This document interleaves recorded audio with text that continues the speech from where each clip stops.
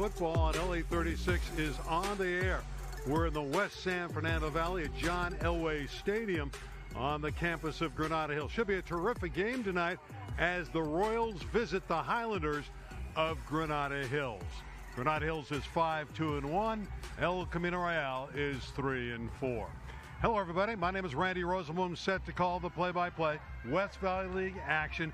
Huge game for El Camino, an opportunity to perhaps pull off an upset. Granada Hills is ranked in the top 10 in the LA City section. In the SB Live poll, they're number 6, so it is a great opportunity indeed for the Royals. We bring back an old friend, Dave Marcus. Not so old, but happy to be here. Dave, good to see you. The pleasure is mine, Randy. Great to be here. Should be a fascinating game. The El Camino air attack against the Granada ground game. They will not put it up at all, but they're very effective. Let's talk about this interesting ground game that Granada runs. How do you stop it? Well, nobody's been able to really figure out how except Birmingham. They did a good job, but they run a double wing. It really started out of goal line situations, but it works so well, they use it all the time. They'll spread it out. It's 1940s football at 2023 speed. And it's working in 2023 for the Highlanders. What works for El Camino Real is their tight end and defensive end, Jake Shirley. He is superb. He's a leader. He's a leader in receptions. He's a leader in tackles. He's a leader in the locker room. A very smart player, 4.0 grade point average. And they're going to really need him to recognize on defense all the different formations Granada uses. We talk about the Granada ground game. The ringleader is Darrell Stanley. He's quick. He might be the best athlete on the field. Last week, he only carried the ball 4 times. He scored 3 touchdowns. Ran for 147 yards against Taft. He can fly. Granada Hills is the favorite. Can El Camino spring in the upset? Stay with us. The kickoff is next on LA36.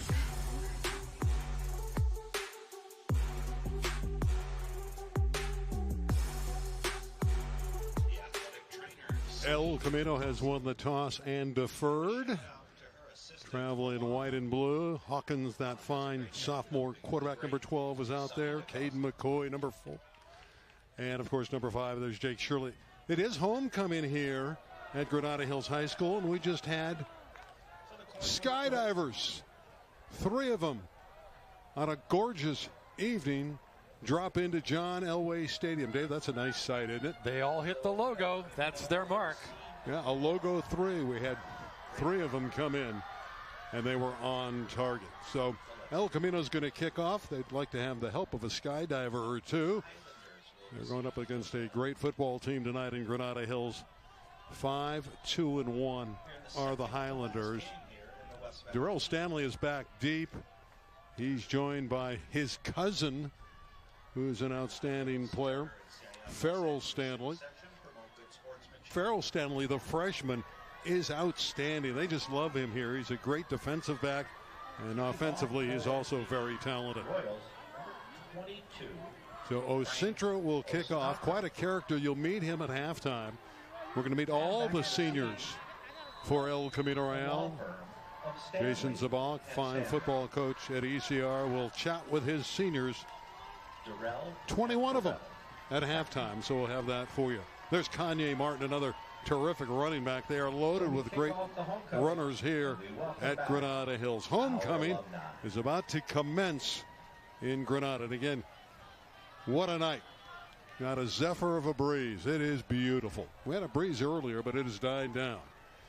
Osintra advancing on the ball. And this West Valley League game starts with a pooch kick, and that's a live football.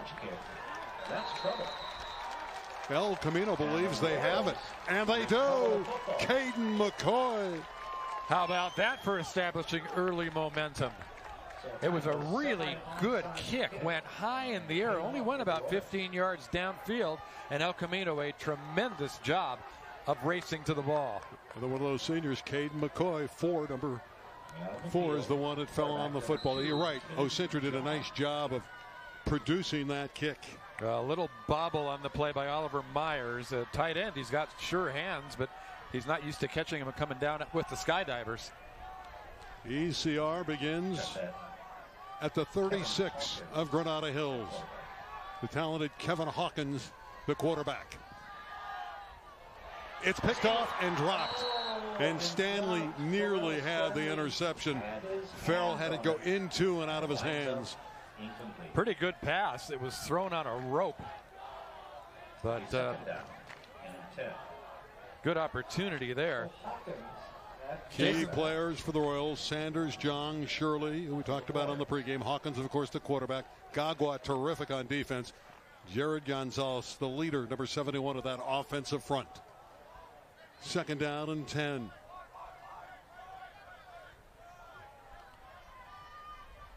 Hawkins is getting better with every game. Threw that one behind Jalen Sanders. They went coverage from Pierre O'Bannon. They went trips left and pretty good coverage by Granada Hills. A fly pattern from the receiver lined up near the near sideline. No chance to get it to him. Well, we see early what Jason Zabalek wants to establish. He wants to throw the football. He's going to air it out all night long. Jason Zabalek, the head coach, is calling the plays tonight. Rick Hayashida, offensive coordinator, under the weather, not here tonight. So Jason Zabalek calling the plays. He's called a couple of pretty good ones. They could have connected on those. Well, Jason's been around the block for a while. He's called plays before. So he's doing a little double duty tonight as the head coach and offensive coordinator. 3rd and 10.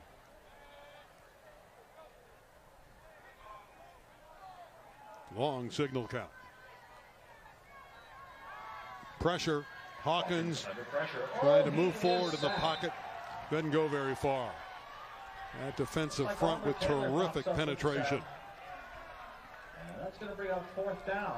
Offense staying out on the field. Randy, you're on the 37-yard line. You're not going to gain that much by a punt. Too long for a field goal.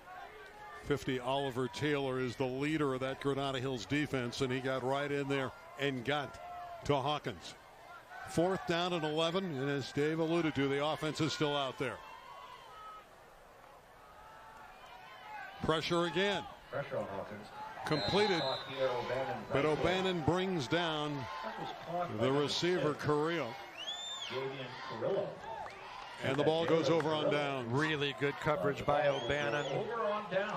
He stayed with Carrillo on that play down the sideline. This time they turn it into the middle. He's right there to make the tackle. That's a big win for the Granada Hills D, isn't it? After that pooch kick and turnover that gave El Camino Real great field position, Islanders able to hold on downs, and here they come.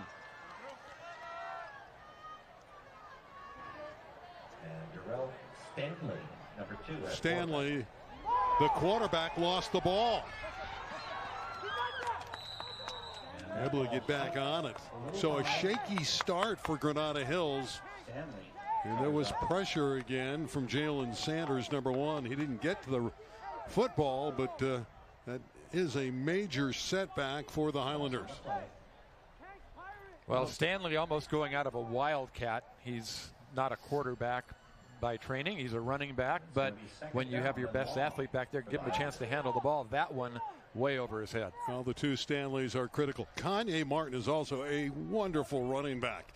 We already saw Oliver Taylor do some work on defense. The key players for the Highlanders. Everybody in tight in the formation. No wide receivers split. Stanley. They hem him in. He's hard to bring down. McCoy trying to get that ball loose. Good job by that El Camino LD. They've got to be encouraged by the fact that Stanley wasn't able to get to the edge. Good job of hemming him in. You know, you see the Granada offense. They're all in tight, but they're all going all different directions. That time, El Camino recognized really well, overloaded the far side of the field. Oh, by the way, we're down to 9:35 left in the opening quarter with Granada having the ball. If they churn out first downs, this could be a rapidly paced football game. 3rd and very long, and it's a delay. And again, the ECR defense hems in Martin. He goes nowhere. Cade McCoy with a great first series on defense. Number 4 for Elko. Well, Granada prides themselves on being able to grind it out, but they were not able after that big loss on the first down play. Good defensive stand for the Royals. Pearsall the punt. Elko figures to get real good field position. And if you're Jason Zabalik, you have to like the start. You would have liked to produce points, but they are hanging with the number 6 ranked team in the LA City section. A favorable roll, and it's scooped up by Gagwa. And he's to the 45-yard line, and that's where the Royals will begin. Good decision for Gagwa to grab that ball. It's dangerous sometimes, but it was a favorable hop. He saved about 15 yards. Gagwa, the hero at Chatsworth. Remember that goal line stand? All Elko fans do. One play for the ball game from the 1-yard line. He made the stop. He was the hero. And Elko got the big win against Chatsworth. Well, back-to-back weeks, they got a goal line stand to win that game, and then the following week against Taft, they won on the last play of the game. Yeah, touchdown pass to Coulter from the man who's going to pilot him right now, Kevin Hawkins.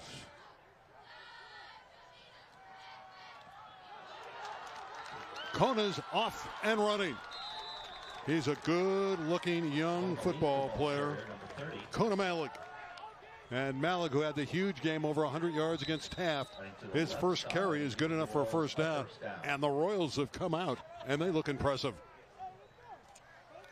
Interesting to watch Hawkins, only a sophomore. He's physically so gifted. 6'4", 190-pounder. It's interesting to watch him learn to pilot this offense. Royals have a lot of good running backs. They're underclassmen. The running back room in years to come, very good at ECR. Malik, this time they're waiting for him. Taken down quickly. Driven down by John Williamson. Jaden Garcia was there as well.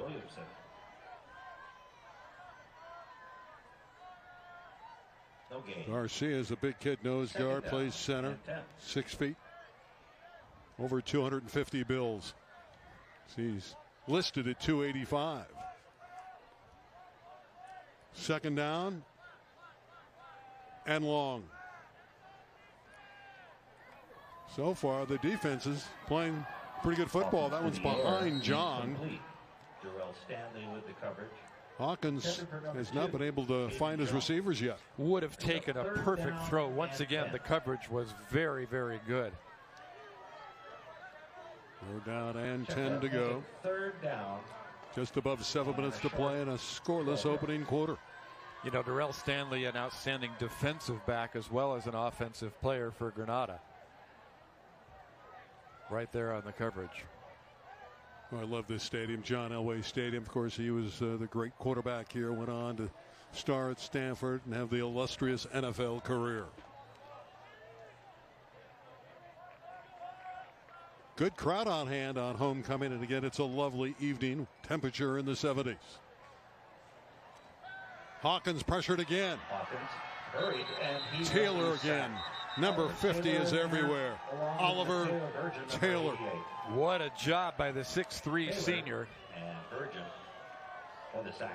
Hawkins maybe a little shaken up on the play, or maybe just upset that they're giving the ball back. Yeah, he's not too pleased as he comes to the sideline, but he looks to be healthy. Osintra on to punt. Vergen's another one of those guys who's a very good football player up front.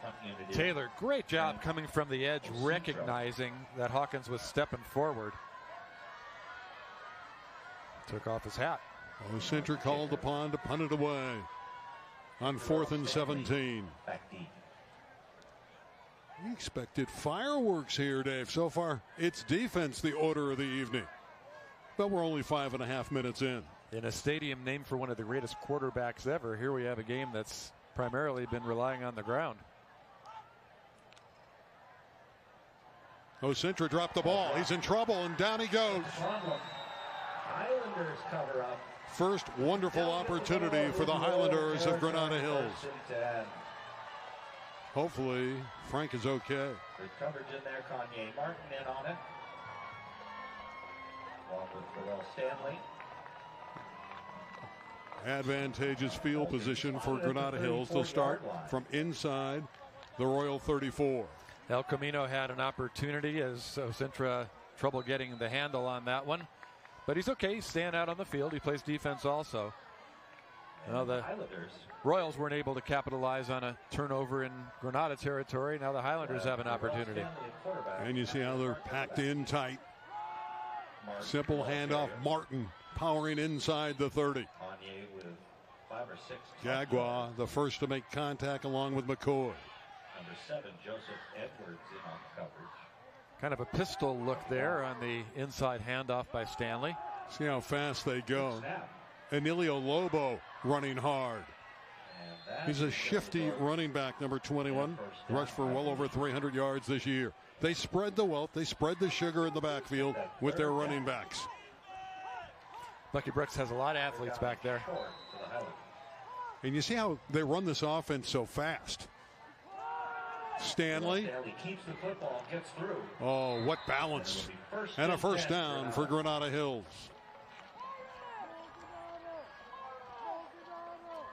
They're an offense that plays with enthusiasm, with excitement, and they go quickly. Pretty good sell on the handoff that time by Stanley. He's showing some quarterbacking skills back there. He sold it. That's a shifty move once he got into the secondary. Farrell Stanley to the outside. He will tiptoe in. Close to the goal line.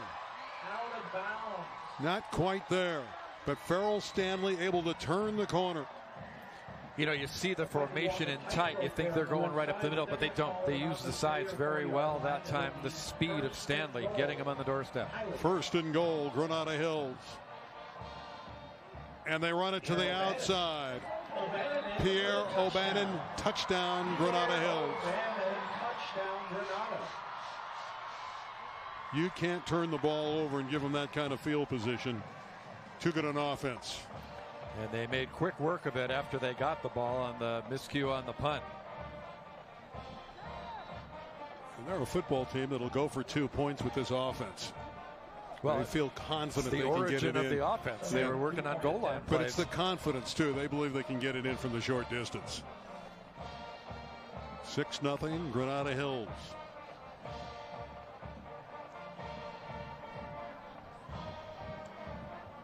And indeed, they are going for 2.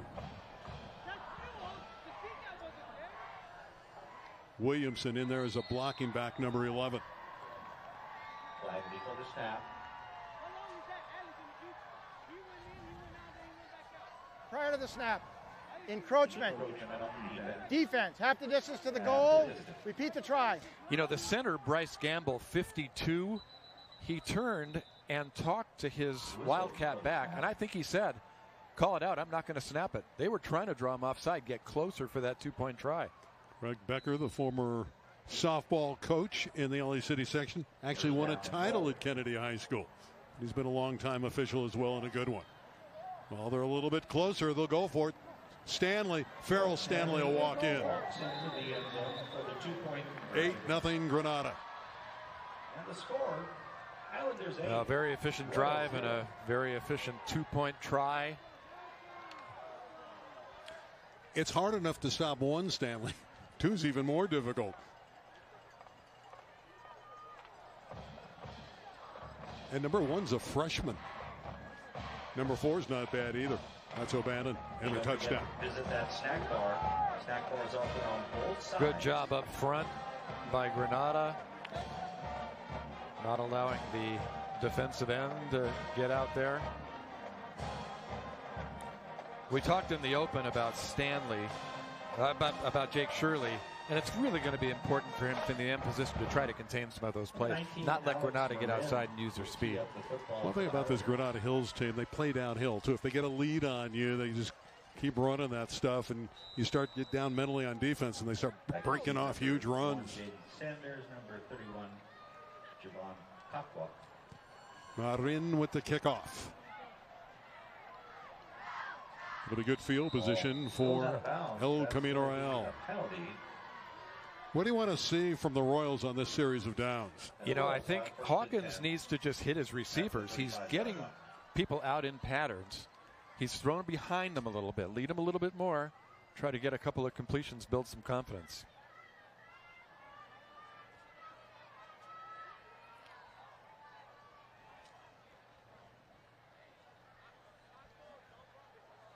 Hawkins at quarterback. Illegal kick out of bounds.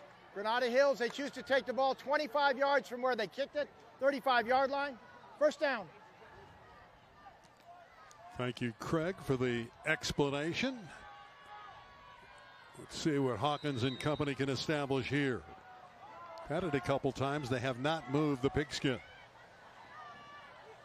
Malik for 2. Taylor again draped all over him. 50, Oliver Taylor. Number 12, Anthony Goche.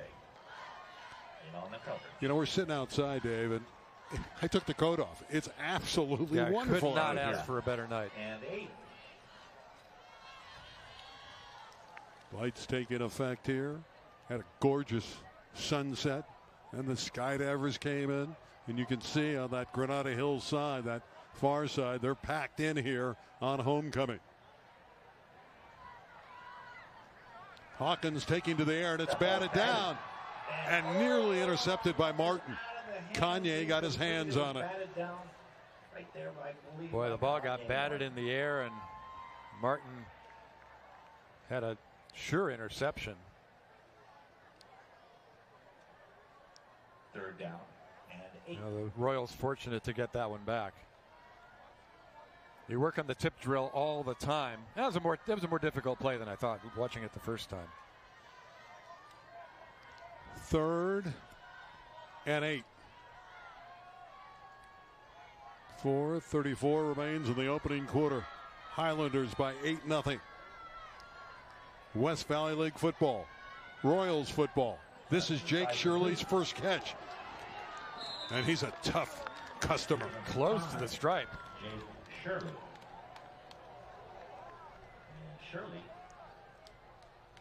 You'll meet him at halftime. And again, 21 seniors will talk to you and talk about their experience at ECR. It is good enough for a first down. They're going to move the chains. So Shirley got the job done. Really good play by El Camino. They had Stanley split to the near side. They had press coverage on him that left a vacuum that Shirley filled with the catch. Number 5, a wonderful receiver. Over 50 catches this year in his senior season.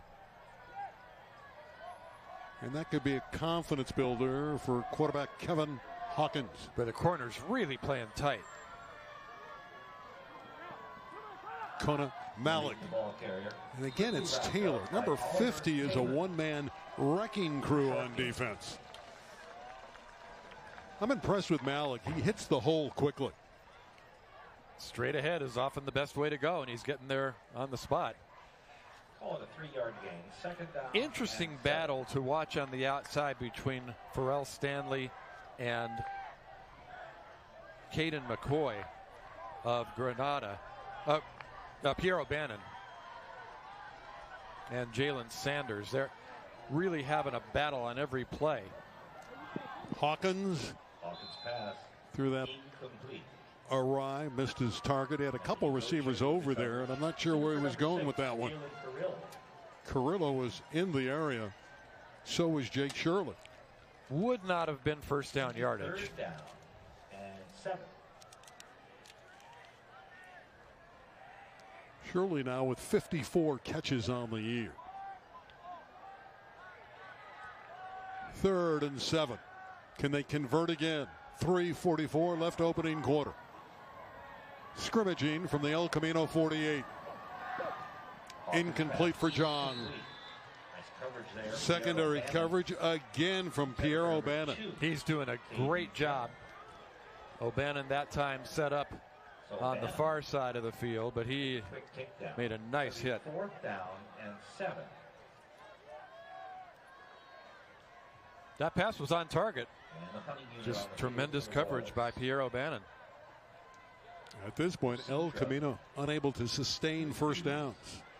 They got one on that drive, and for Jason Zabalik, tough first quarter after a good start. But he knew he was up against a terrific Granada Hills team tonight. They are the decided underdog. Oh, Sintra, remember he dropped the last one. This is a much better job by Frank, and he kicks it right by Stanley. Darrell Stanley will pick it up inside his 10. Pick it up. Wants to run. Comes across the 15-yard line. Well, good job by Osintra getting that one off. Granada Hills pushed back inside the 20. See if El Camino with the full field can stand up to him on this defensive opportunity. Nice job by the offensive line last time. Number 52, Bryce Gamble. Well, that's a very good Granada Hills team. They've rushed for nearly 3,000 yards this season. They average just about 300 a game. 6.5 yards every time they tote the football, and they've rushed for 31 scores this year. New Church at quarterback. Stanley. That's a good job pushing the pile. New Church has come in, and he's quarterbacking the team, so they're alternating signal callers, giving El Camino a little bit different look, a different wrinkle with that offense. Well, I don't know if any of them are going to put the ball in the air. They've only thrown 9 passes all year. They didn't throw a pass last year when they won the City Division I title. They won the whole thing in D1 till they got to the state tournament. So against no city teams did they throw a pass. Gives to Nasir and Alolabo. Another short gain there. They only needed 3. No gain for Nasir. Nasir comes up a little bit short. It's going to bring up a 3rd down. Emilio Lobo. Oh, a short gain. So it's 3rd down and 2. And 2 yards to go. You know, I asked Coach Jason Smolik before the game, how do you stop me? You put 12 in the box? He said, I would if I could.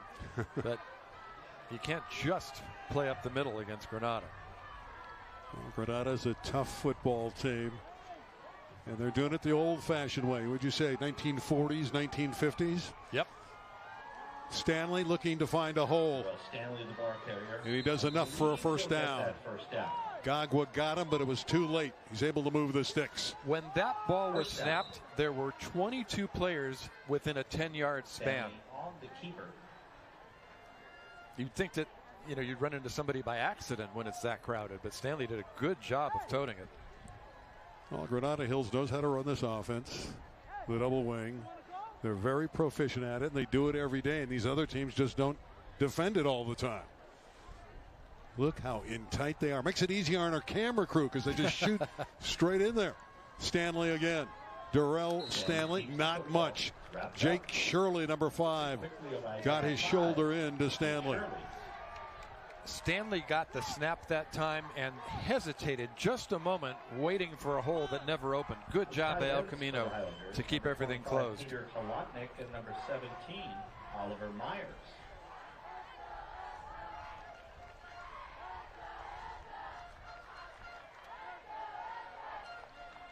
Second down and 9. Down to 1:15 left in the opening quarter. Granada 8-0.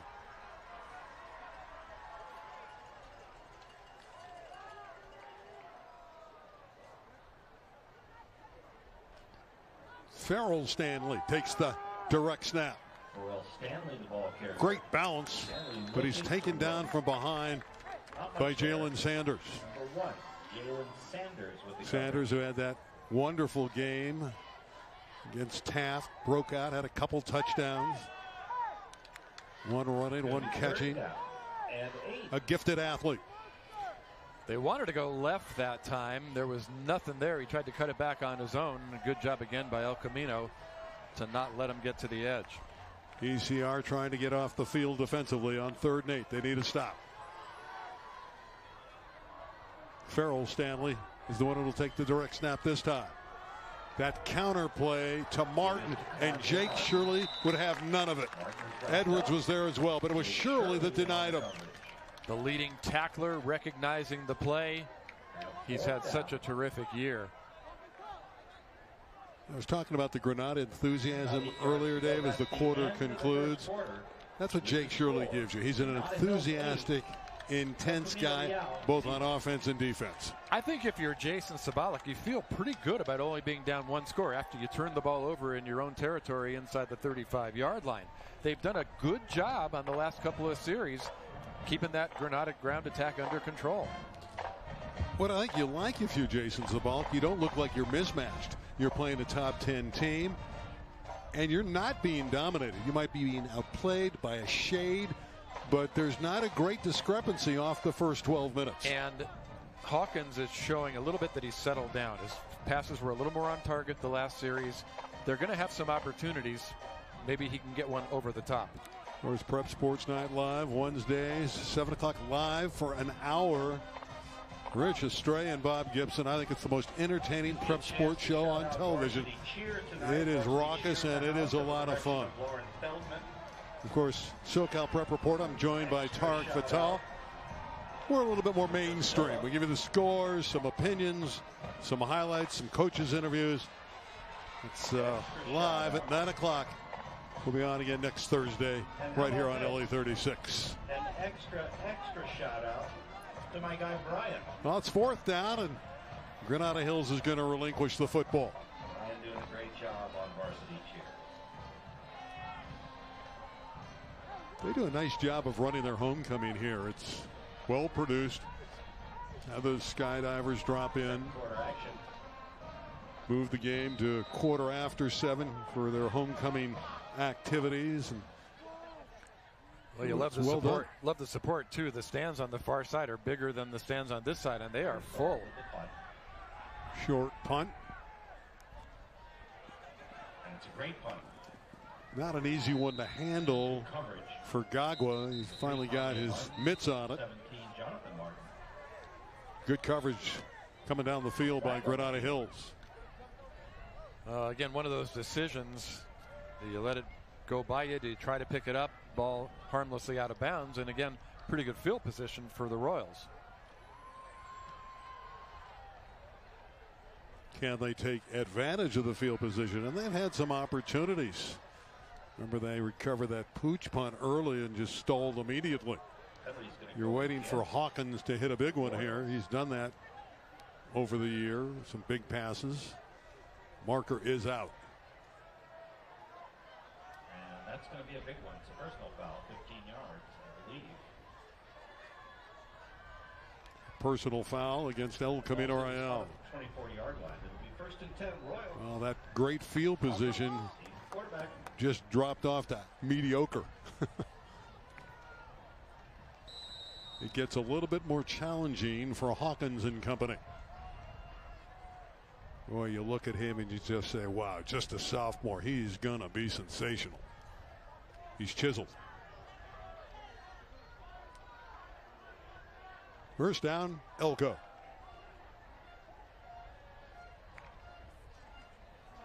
Pressured from Taylor. He gets around Hill. That's a nice job by the sophomore quarterback of Elko. But Taylor's getting there on every down. He's been in the backfield as much as the El Camino running backs. 6-yard gain, 2nd down and 4. Hawkins was looking left. He had 4 receivers to that side, but no chance to fire the ball.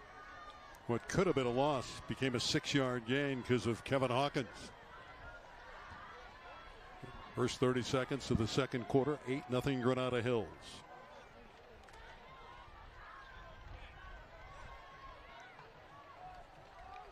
Sanders and Jong are 2 receivers you would think would be very involved in this offense tonight, along with Shirley. Delayed handoff. Mr. Malik, he's pulled back quickly. Nothing there. Number 11, Williamson. John Williamson, the 13th.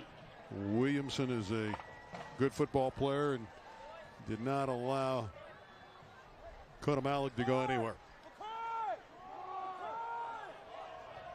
He's a senior, 6'2". And 3. Big kid too. Tough. One of the leaders of the Highlander D.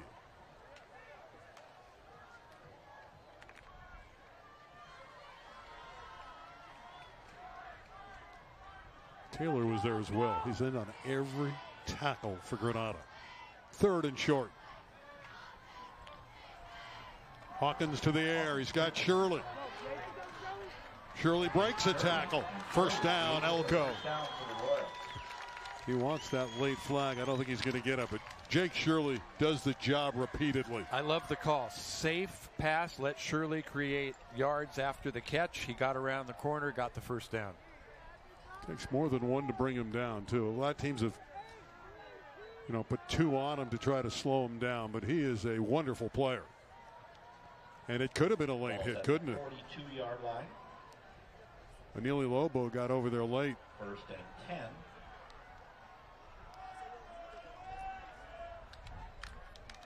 And when you're playing a top 10 team and you're within a score, 1 possession game, Jason Zabalik, and you mentioned it in the 1st quarter, and it has to be thrilled. He's seen his team develop, get better.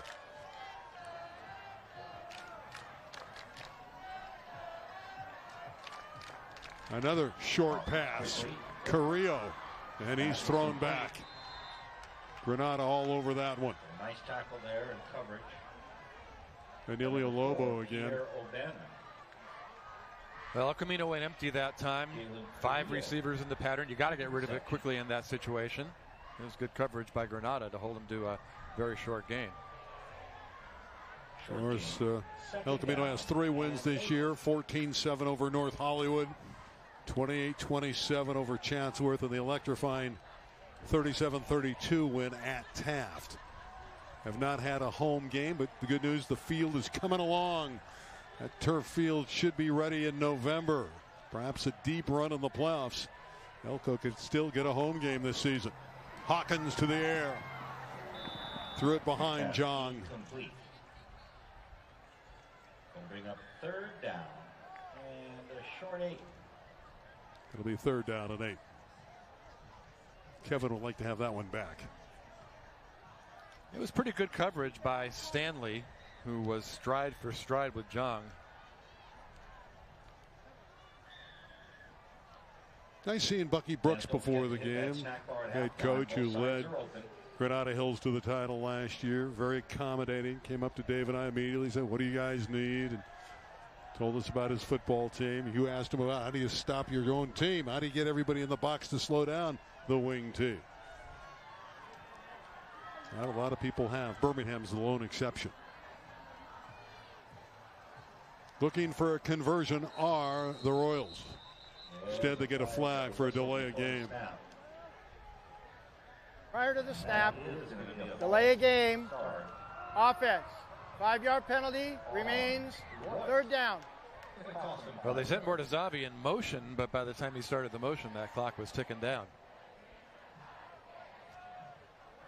Make it 3rd down and 13 yards. Now the chore is more difficult. 3rd and 13. Ball back at the 39. You would think the green shirts are going to tee off and come after Hawkins.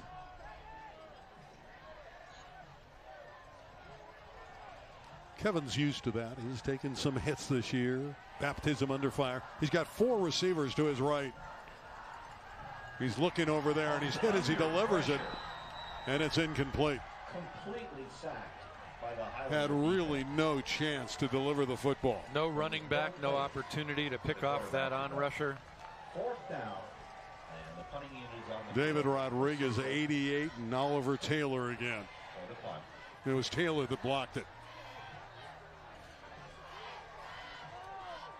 Hey, once again, we want to welcome back to all our Granada Hills alumni.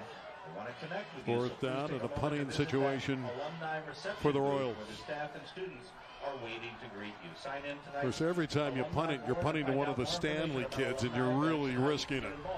So let's see where Osintra directs the ball. The booth is located. Once again, at halftime, we have a wonderful setup for you. All 21 of the seniors chat with Jason Zabalik. You'll hear from all of them. Osintra's punt is blocked. Still loose. Looking for the football. They're trying to pick it up. They stumble in. Down to the goal line. It's 1st down. Kanye Martin was right there. Nice. Also down there to recover was Cameron Monroe. By the Highlanders. Osintra double clutched on the punt attempt, and Martin, like a shot blocker, coming in to swap that one. And then Monroe recovered it. He's a big guy, 6-footer, got up high. Well, now you're at point blank range in Granada Hills with 9:26 on the doorstep. Martin just got around the block and made the block. Look for all the world that Cameron Monroe would scoop and score. First and goal for a Highlander touchdown. Just like that. Stanley waiting for the direct snap, and again El Camino Real charges offside. There's a whistle. Encroachment. Defense. Half the distance to the goal. Still first down. ECR brings back Jared Gonzalez, that outstanding offensive lineman, into the middle of the defensive front for more bulk. Stanley right up the middle. trying to get in. A Highlander tush push. It's good. Touchdown. They give him the score. Darrell Stanley. Well, a couple of El Camino mistakes turned into a couple of Granada Hills touchdowns. They're not going to throw them back. They're going to take them. Kind of a mass of humanity. They've been playing on a short field, and for Stanley, his wonderful season continues. In the end zone. He's a junior. Again, they're not kicking PATs at Granada Hills. They're going for two. They easily captured the two-point conversion the first time. Emilio Lobo this time will take the direct snap and run with it. Easy. How often do you see two-point conversions twice when they walk in? Yeah, they had a great hole that time. We want to make sure we get the referees in for today's game. That builds the total to 16-0. And Lobo really not touched. There's the touchdown from Stanley. Joshua Glenn. The line judge, Gilbert Acedo. It's an interesting team, Granada Hills, isn't it? Anthony Corona. You know, they don't wow you in some respects because of the way they play, but you look up at the scoreboard and they just build a lead. How much do we hear about the need for balance? You got to mix up the run and the pass. They throw that out the window. We got the run, try to stop it. Yeah, and they mix it up with different formations and different bodies. Channel 36. Although the formations are similar, but they just take different directions. High school season. LA36. Well, you've got those two wingbacks. We'll take a look at it the next time they get the ball. They've got those two wingbacks, and those can be weapons going to either side. The Alex Marin kick and coverage is superior. Covered up by the Royals, number 24. Well, El Camino Real needs to find an offense. They're down 16. And it'll be first. Yeah, they need to grind out a couple of first downs. Give their defense a breather. Give their mental state a breather. Find some success. Well, you can't fault the defense. I mean, the two touchdowns starting, one was near the red zone and the other one was inside the 5. You can't ask your D to hold up against this kind of potent attack with that kind of field position. Randy Rosenblum, Dave Marcus, Royals football on LA36. Malik will reset.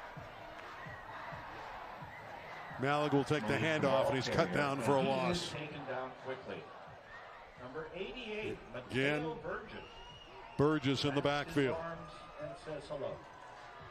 Well, 4 in the pattern and not a lot of help blocking after the handoff. Loss on the play. Let's call it second down. Second down and about 11 and a half.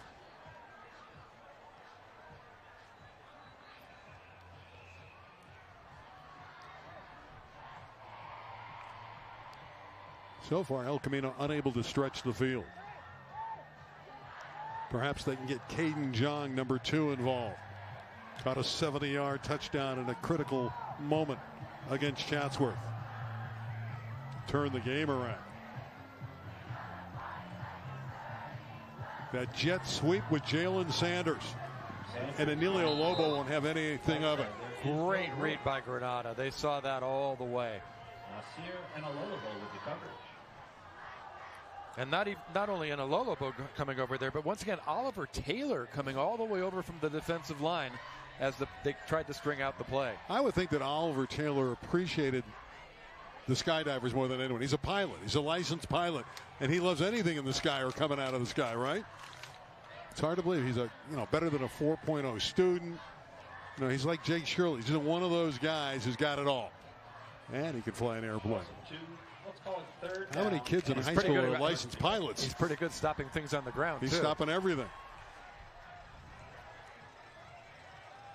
3rd and 13. Hawkins again has it batted down. Knocked down again. The Highlander front line getting Hawkins is going to say to the guys up front, guys, you got to protect him. You got to help me. It wasn't a deep drop. He was trying to get the ball out quickly. Hey, we don't forget, shaking his head as he comes over to the sideline. It's frustrating, isn't it?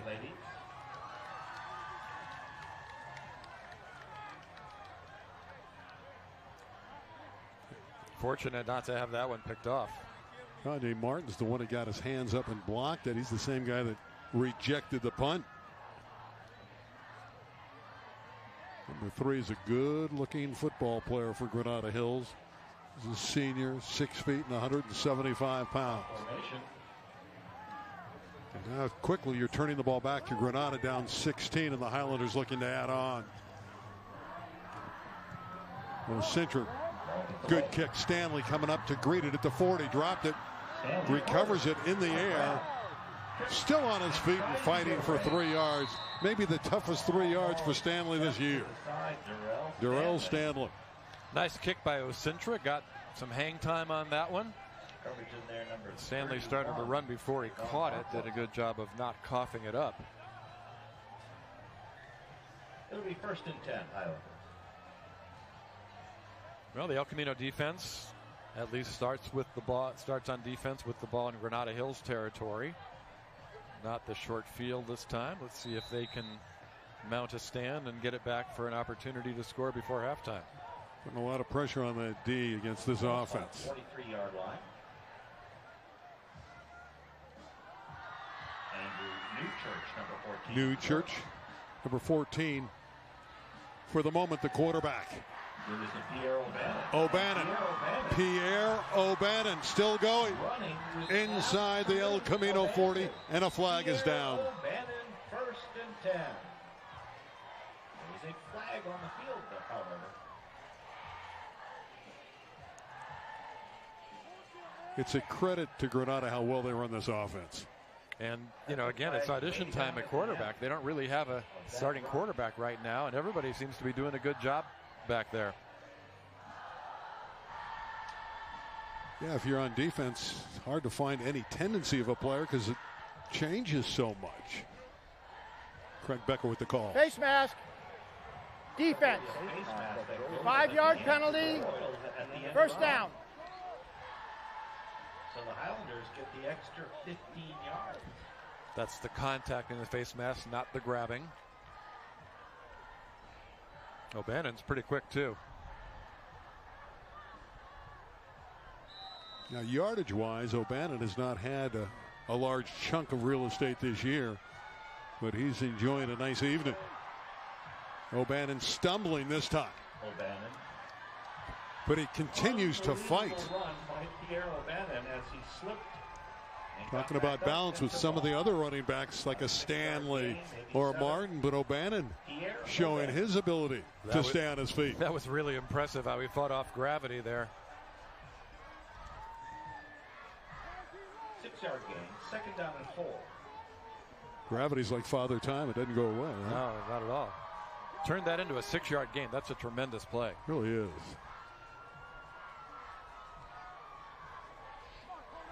Farrell Stanley bouncing outside. Turns the corner. Look at the speed of Farrell Stanley. 1st down, Granada Hills. They're in the red zone. They had him trapped, but when they didn't get him down, they slingshotted him toward the sideline.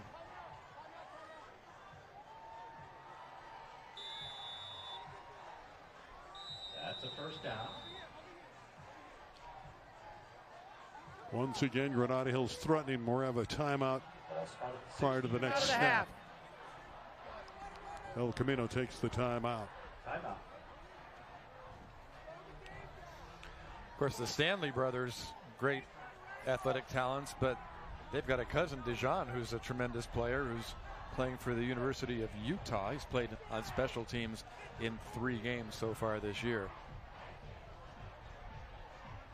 Syed Tahman, 24 for El Camino. He is hustling on defense, but I feel bad for him because he's on the chase throughout.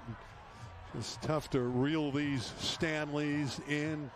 You throw Martin into the mix, O'Bannon and others. It's just not easy. You know, you think about Granada Hills, they're going to run the ball every time. You think that's really going to be boring. It's not at all boring the way they run it. Timeout by the Royals. It's diversified. I believe we're their first timeout here in the first half. Royals take the defensive timeout to regroup. Ball on the 16-yard line of the Royals. Andrew Newchurch is the signal caller. Martin. Kanye Martin. Another strong run. Refusing to go down and moving the pile. Was that the tush push from about the 8-yard line? There's a flag down. Aiding the runner. Offense. 5-yard penalty. First down. Perhaps it was, yes. You think that's going to get outlawed next year? Could. Most people want it to stay, though. What I don't understand is when teams get inside the 1 and they don't run that play at the college and the professional level. That was some effort by Kanye Martin.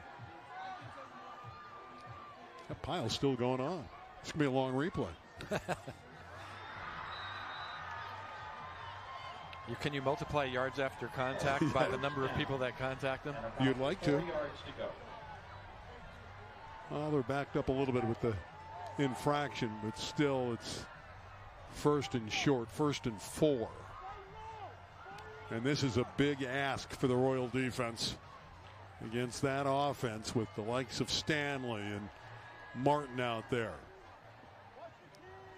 Gargaro is out there, the lead fullback. Martin bouncing to the corner. He's got the angle by the pylon. Touchdown for Kanye Martin. Granada Hills has built a 22-0 lead. Tremendous job by Martin bouncing off the pile. 10-yard penalty from the previous spot. Repeat. First down. Take the 6 off the board.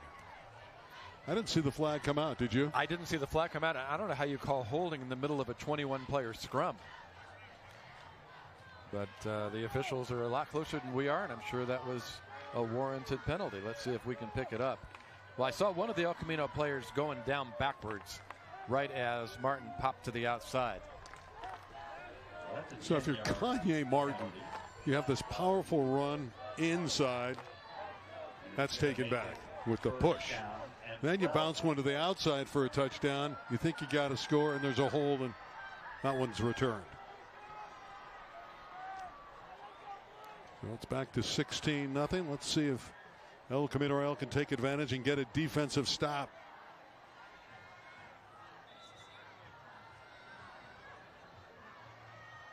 Six and a half minutes to play in the opening half, and Granada Hills looking like a top 10 team in the LA City section.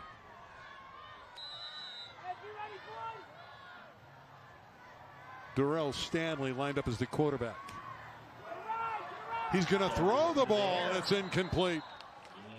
Well, the 10th pass of the year for Granada Hills. You look startled. The intended target was Hladnak, and he has their 2 receptions from the receiving spot this year. I didn't know the ball could go in the air when Granada Hills has it in their hands. Bucky Brooks trying something different.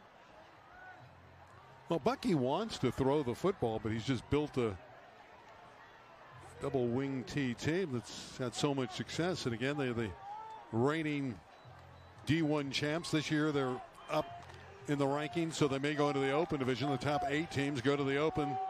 The next group of teams go to D1, and they won that D1 title. They just missed the Open division a year ago. Martin up the middle. Kanye Martin spinning down to the 7-yard line. It was a 2nd down and goal. Nice chunk there, but it'll bring up 3rd down and goal. So, you know, all the El Camino defensive coaches right now are telling the team, see, I told you we had to prepare for the pass attack. Yeah.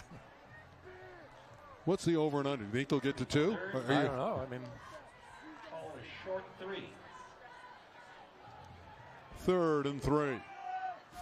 Number 3 might just see the ball again. Stanley keeping it himself. Keeps the football. Still going. To the end zone. That's a great effort. Touchdown. No signal. It is a touchdown for Darrell Stanley, and he earned that one.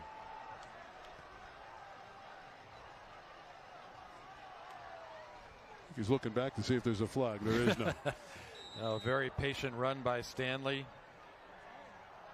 Patiently waiting for the play to develop, then picking his way through, using the power to get in. It'll be 1st and goal, though. Oh, they did not call it a touchdown? I think this is a 2-point try. I think it's a 2-point try as well. This time it's denied. Edwards with a wonderful play. Joseph Edwards knifing in with the defensive stop, and it remains 22-0. This offense fooled the public address announcer, but we had it for you. It was a touchdown earlier. And this is the Stanley score. I don't think there's any question he gets in with that 2nd effort.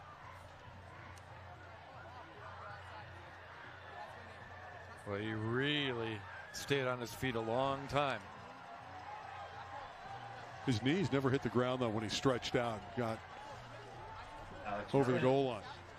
22-0. Tee it up. Jalen Carrillo. Alec Marin to kick off. 19. Alongside number 3. Check that 31. This one's returnable for Sanders. Tackled by Martin. Kanye Martin's in on a lot of tackles. You know, it's interesting what you love about high school football, Dave. You got 3-4 guys that just do everything, and we see that with, you know, Shirley for El Camino Royale, and you see it with the 2 Stanleys and Kanye Martin for Granada Hills. Well, that offense needs to wake up, or it's going to become a very long game for the Royals. They're down 22-0. No, they haven't tried going over the top, but Hawkins really hasn't had a lot of time to set up to throw it over the top. They've been trying safe passes. He's been under pressure throughout. Hawkins, the quarterback. They've got the receivers spread again. The question is protection. He's had a number of balls batted down. And a whistle before the snap. Timeout. Granada Hills. Timeout. Highlanders. First time out of the half. Well, the Granada saw something they weren't expecting. Got the timeout called. The first half of play. Again at halftime, and we're just above 5 minutes away from it. That man, Jason Zabalik, who loves the microphone. I think he wants to be an announcer someday. Well, he's going to interview 21 of his best friends. You know, it's a family when you coach at the high school level, really at any level. You get really close. It's a community. And you'll see that warmth, that friendship when the coach interviews the 21 seniors. And it's been a tough year for these seniors playing without a home game. They're having their homecoming game at Cleveland next week. It's a tough situation. They're not getting on airplanes. They're not flying cross country, but it's still, you like to play at home, have your friends and family come out in familiar setting. You are getting on buses. Sometimes a bus ride can be fun, but when you lose, it isn't. Hawkins rolling and throwing for Shirley, and he can't handle it. Shirley, the intended receiver. Coverage was good, but a pretty good pass by Stanley that time on the move, rolling out to his right. Shirley was there. He was met by Pharrell Stanley on the defensive coverage. Second down and 10. Second down and 10 for El Camino Real.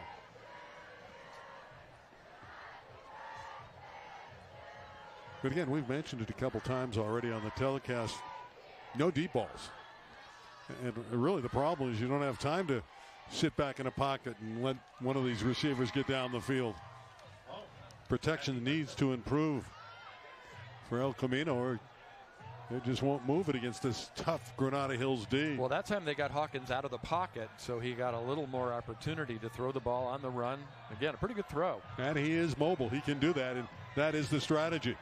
Move that pocket. He's got a strong arm. The receiver able to grab it, Carrillo. First down. There they stretch the defense. Well, everybody bit. He had single coverage on the outside. It was Carrillo receiving it, and he was watched by Anthony Gaucher. Did a good job of coming up with this ball after not catching it cleanly, but everybody bit on the run to the sideline. Concentration there as well for Carrillo to bring that one in. Not an easy grab. It was a good throw by Hawkins, too, because he got it over the defender. And the defender has the size advantage. Gaucher is, well, he's listed at 5'9", but Carrillo is listed at 5'8". The battle of the short guys. I say listed, you know, it's high school. They can grow 3 inches in a week. Yeah, they can, and I'm not sure these represent their true heights and weights either. I think Granada Hills has a tendency to fudge some of them. Here is Hawkins again moving, this time to the left. The Martin's all over him. Ball came out. There's a marker down. Smart thing to do is to run the other way, but the play was called dead. Ramiro Rios, for just an instant, thought he was going to run it back for a touchdown. Holding. Offense. Holding. Offense.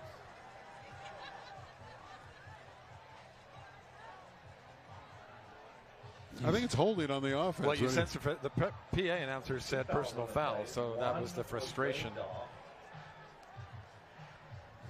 Craig Becker's loving life right now. Extra airtime.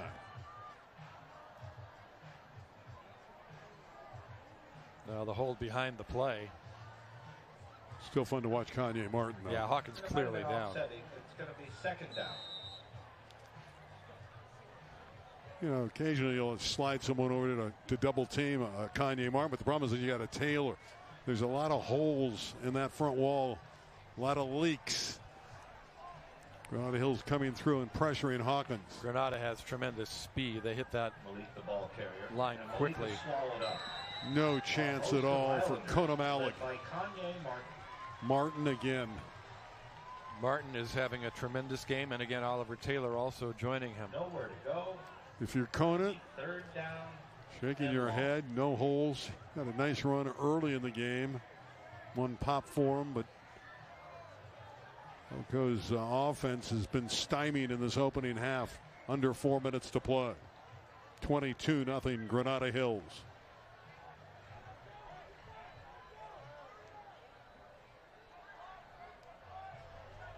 They'll load up to the left with 4 targets for Hawkins. He throws back to the right to John.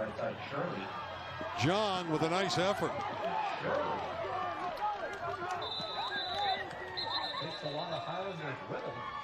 Pharrell Stanley with the tackle, but how about John's effort? Well, that's the kind of play that can fire up a team. Great effort. Got him into what looks like 4-down territory. Look at John keep going. He's dragging. Stanley's with him. 7 yards to go. So you're saying you're calling them the Granada Hills Stanleys now. Probably an appropriate nickname. Trying to overcome down and distance. Maybe they will. Inside of 3 minutes to play. El Camino Real with its best chance to score. That one went right by John. That one was too hot to handle.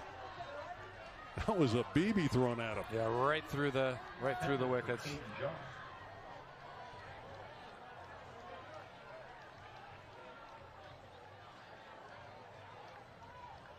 Well, the ball goes over on downs, but at least they got some of that yardage back from the penalty. Good defensive effort after a great move by the Royals and the Highlanders.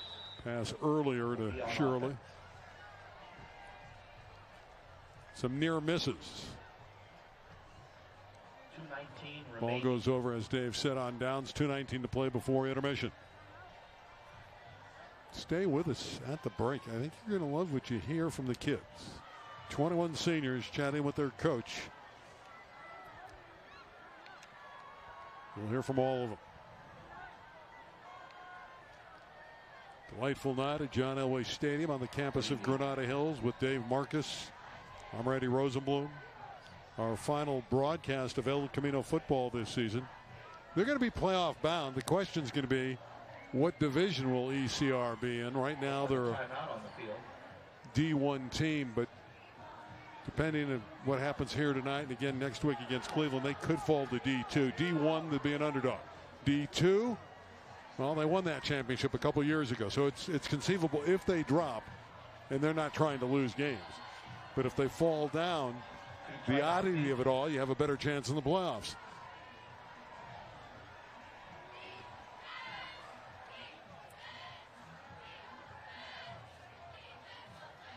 Granada Hills by 3 touchdowns. And we talk a lot about the offense of Granada Hills, Dave, but so much of this game has been predicated by what the defense of the Highlanders have done and presented opportunities for that offense. That's a great point. The pressure has been relentless. The speed of the defense has been great for Granada Hills. They've really kept Hawkins and this ECR offense on their back heels all night.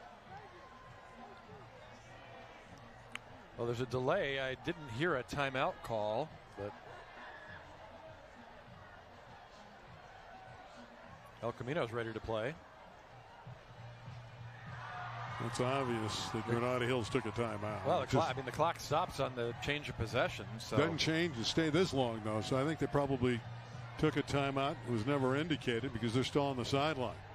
And for El Camino, they're out there and saying, wait a minute, where's our competition? A little technical difficulty there. 2 minutes and 40 seconds. So we'll be on they're changing the time on the scoreboard. They've put 2 minutes and 40 seconds on the clock, and now the Highlanders are saying, you got that rectified, we'll play. You know, we're sitting outside. I think it's getting warmer. It's unbelievable. You know, this is a time of year when you only realize it's fall when you watch a game that's on TV from back east. Right. It's incredible. Is it 80 yet? Feels like it. It'll be first down. 77 according to my watch. Okay, I like that. I'll buy that. Andrew Newchurch is the designated quarterback. I think Granada Hills has broken a record for quarterbacks and a half. Stanley. Well, Stanley, the ball carrier. Burrell Stanley again bolts for a few. Well, it's imperative that El Camino hold them, keep it at 22. Another touchdown would be, in all candor, unrealistic to come all the way back. We've seen it at times. We saw Stanford do it to Colorado, but it's not likely it's going to happen here if Granada gets another touchdown before the half. I guess anything's possible. Three right? scores is a lot more palatable if you're El Camino. Nasir has a big lane. He is on his way. Touchdown, Granada Hills. Nasir Anilio Lobo. Couple of penalty markers on the field behind the play. Well, it'll be tough for Nasir if it comes back. It's likely it will be wiped out, but again, you just saw what Granada Hills is all about. I mean, they can break big plays with that double wing T. They've had touchdowns wiped out, and they still have a big lead. And this is coming back. There's flags 30 yards apart. We'll see if they're all from the same infraction. Craig Becker has all the answers for us. on the team, on the same team. Holding on Granada Hills downfield, that penalty is refused. We have holding against Granada Hills, number 7 at the previous spot, 10-yard penalty, second down.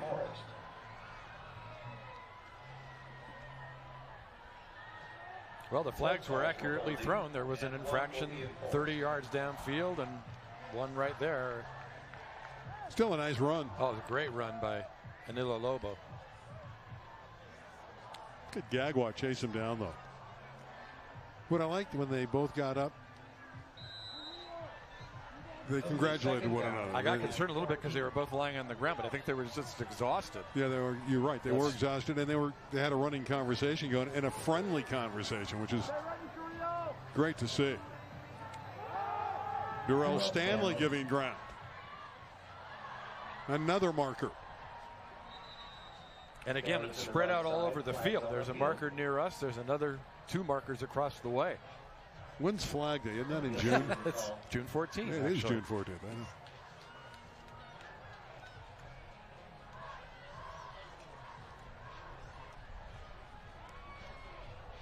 And for Jason Zabalik.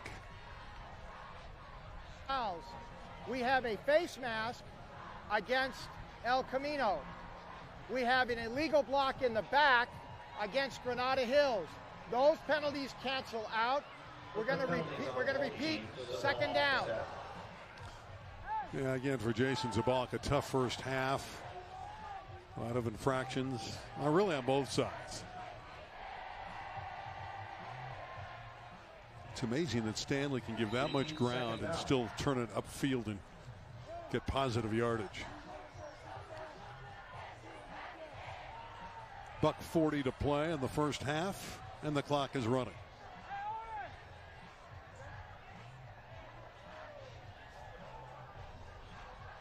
Second and 15.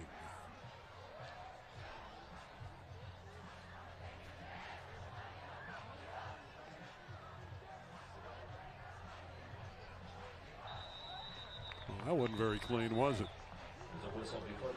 It's like watching an atom explode. Snap. Ball start. Offense. 5-yard penalty remains second down. Well, when they review the film tomorrow, both teams will edit this part of the game, I think. Too many mistakes. Well, only 1:16 remaining, and El Camino has answered the call. They got a play called back to do it, but if they can keep Granada Hills off the board. Well, the Highlanders take a timeout. Kanye Martin called for it. The one that was lined up to be the quarterback. Can you name how many quarterbacks they've had? It's a ceremonial position at Granada Hills, but it's tough. You know, you have to adjust. Every different player back there has a different cadence, and you know it's tough when you shuttle people in and out, but good opportunity to give everybody some experience. All right, I'm going to try to count them up. We have both Stanleys, right, and Martin. That's 3. I think O'Bannon was a quarterback, right? That's 4. Williamson is lined up. That's 5. Andrew Newchurch, that's 6. Am I missing anyone else? No, I think that covers it. That's a lot of quarterbacks in one half. Did Nasir line up? And maybe he did as well. I think so. Let's give him 7. 7 quarterbacks in the half. How's that? We'll go with that number. I like your term for it, though, ceremonial. It's like everybody gets a trophy. Final 68 seconds of the half and a quick hitter. Martin runs low to the ground. He runs hard. And he produces excellent results.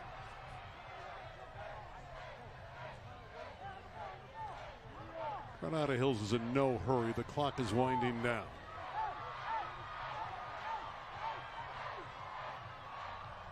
It appears that Bucky Brooks is content with the 22 points in the first half. Yeah, El Camino also not using timeouts here. It's 3rd down and long.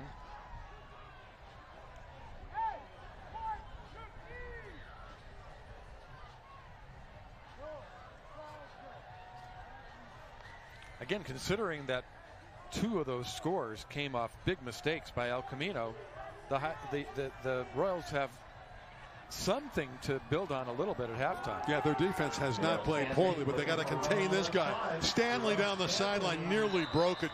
Gagua may have saved a touchdown. But that's the end of the half. But a little glimpse there of what Darrell Stanley can do. That was a delightful tiptoe dance down the sideline. Boy, it looked for a second like he was going to be gone, and Cagua with a really good play to grab him.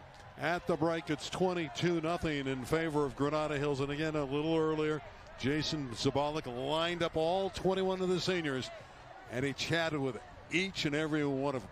Let's take in that discussion. Good evening and welcome to Granada Hills High School.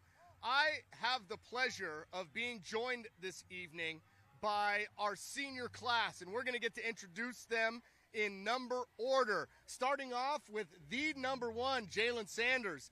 Jalen, talk to me a little bit for a quick second about what it's meant to you to be an El Camino Real football player. Football is really fun to me. The only reason I played it is because my mom forced me to. But it worked out for the best, right? Yeah. And we had a stellar game last week, a couple weeks ago against Taft. Fantastic. Thank you, Jalen. Very nice. Up next, number 2, Caden Jong. Caden, talk to me for a quick minute about what this last year has meant to you as a senior and your time here at El Camino. It's meant everything. It's meant having a family, just being able to socialize with my friends every day after school, and especially at the games. It's been amazing. I wouldn't trade it for the world. Fantastic, and had another phenomenal game-winning catch against the Taft Toreadors, and very exciting things to come for Caden Jong. Thank you, Caden. Thank you, Coach. Up next, number 4, another Caden McCoy. Talk to me for a second, Caden, about your time here at El Camino. What has it meant to you? Throughout my time here at El Camino, I've gone through a lot of adversity, going through my freshman, sophomore year, having like no one really know me, and become like the player I am today through the grinding and hard work I've put in through my junior and senior season to be here now, and have learned a lot from being at this school. Not just on the field, but off the field, pulling yourselves up and doing a great job academically, not just in the classroom, but learning football and becoming a more polished football player. Thank you for your time here, buddy. Much appreciated. All right, thank you, Coach. All right.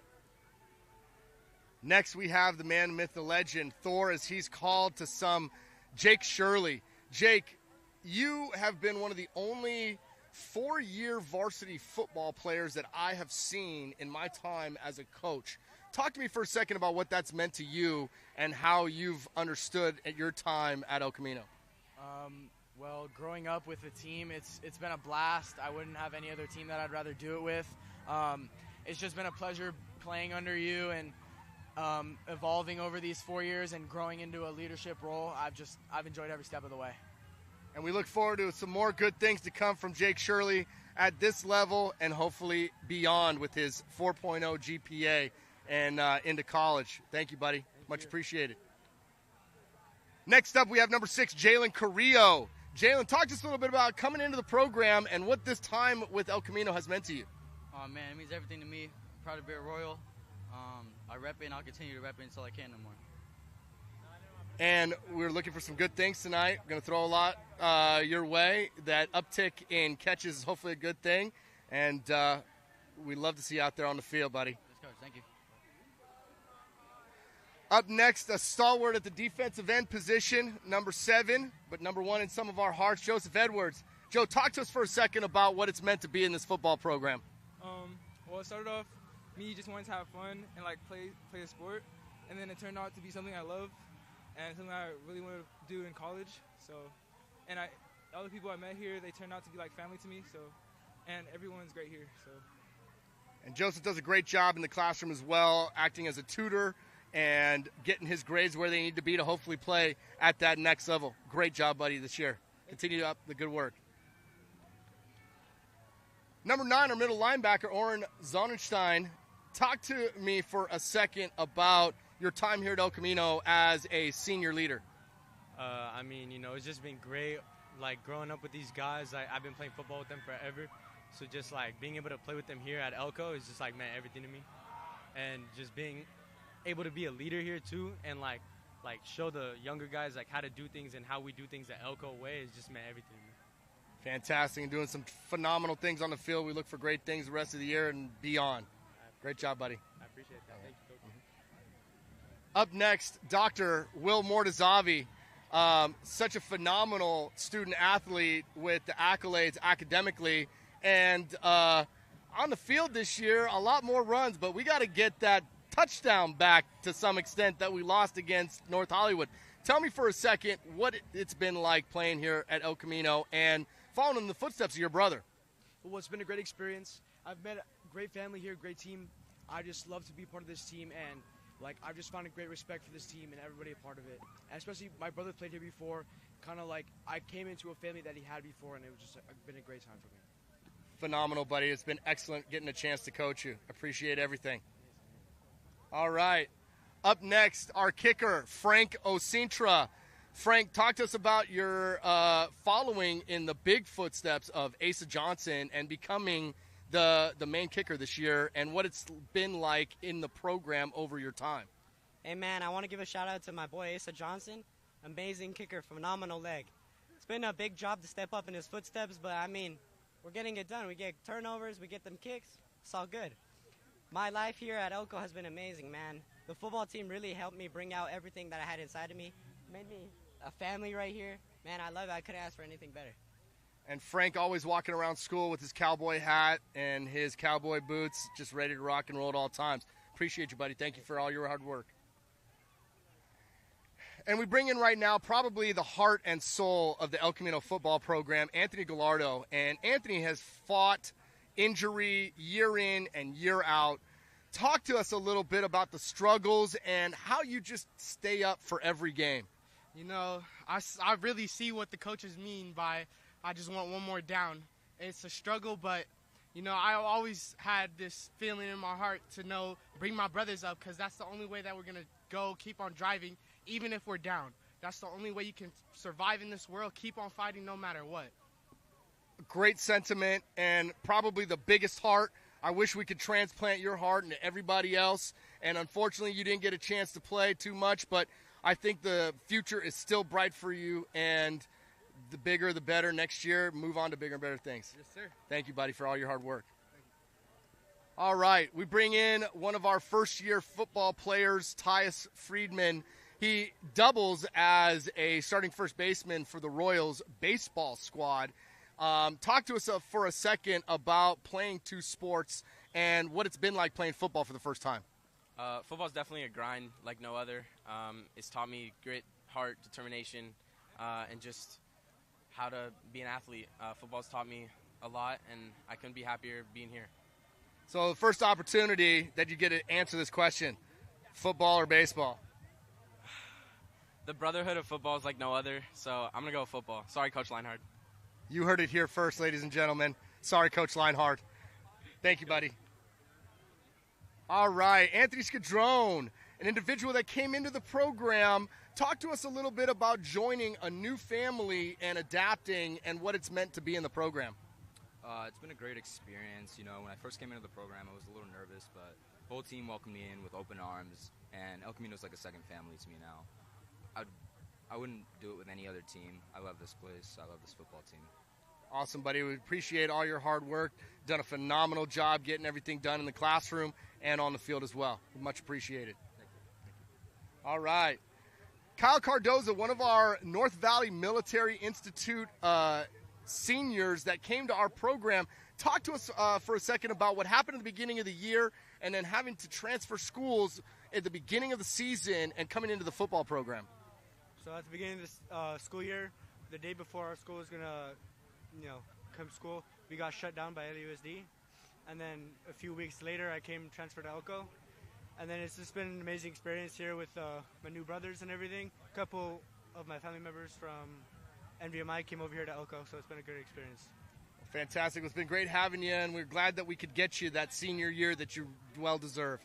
Appreciate all your hard work, buddy. All right, another brother combination, following in the footsteps of older brother Edgar, we have Joseph Elias. Talk to us for a second, Joe, about the family at El Camino and what it's meant to you over the years.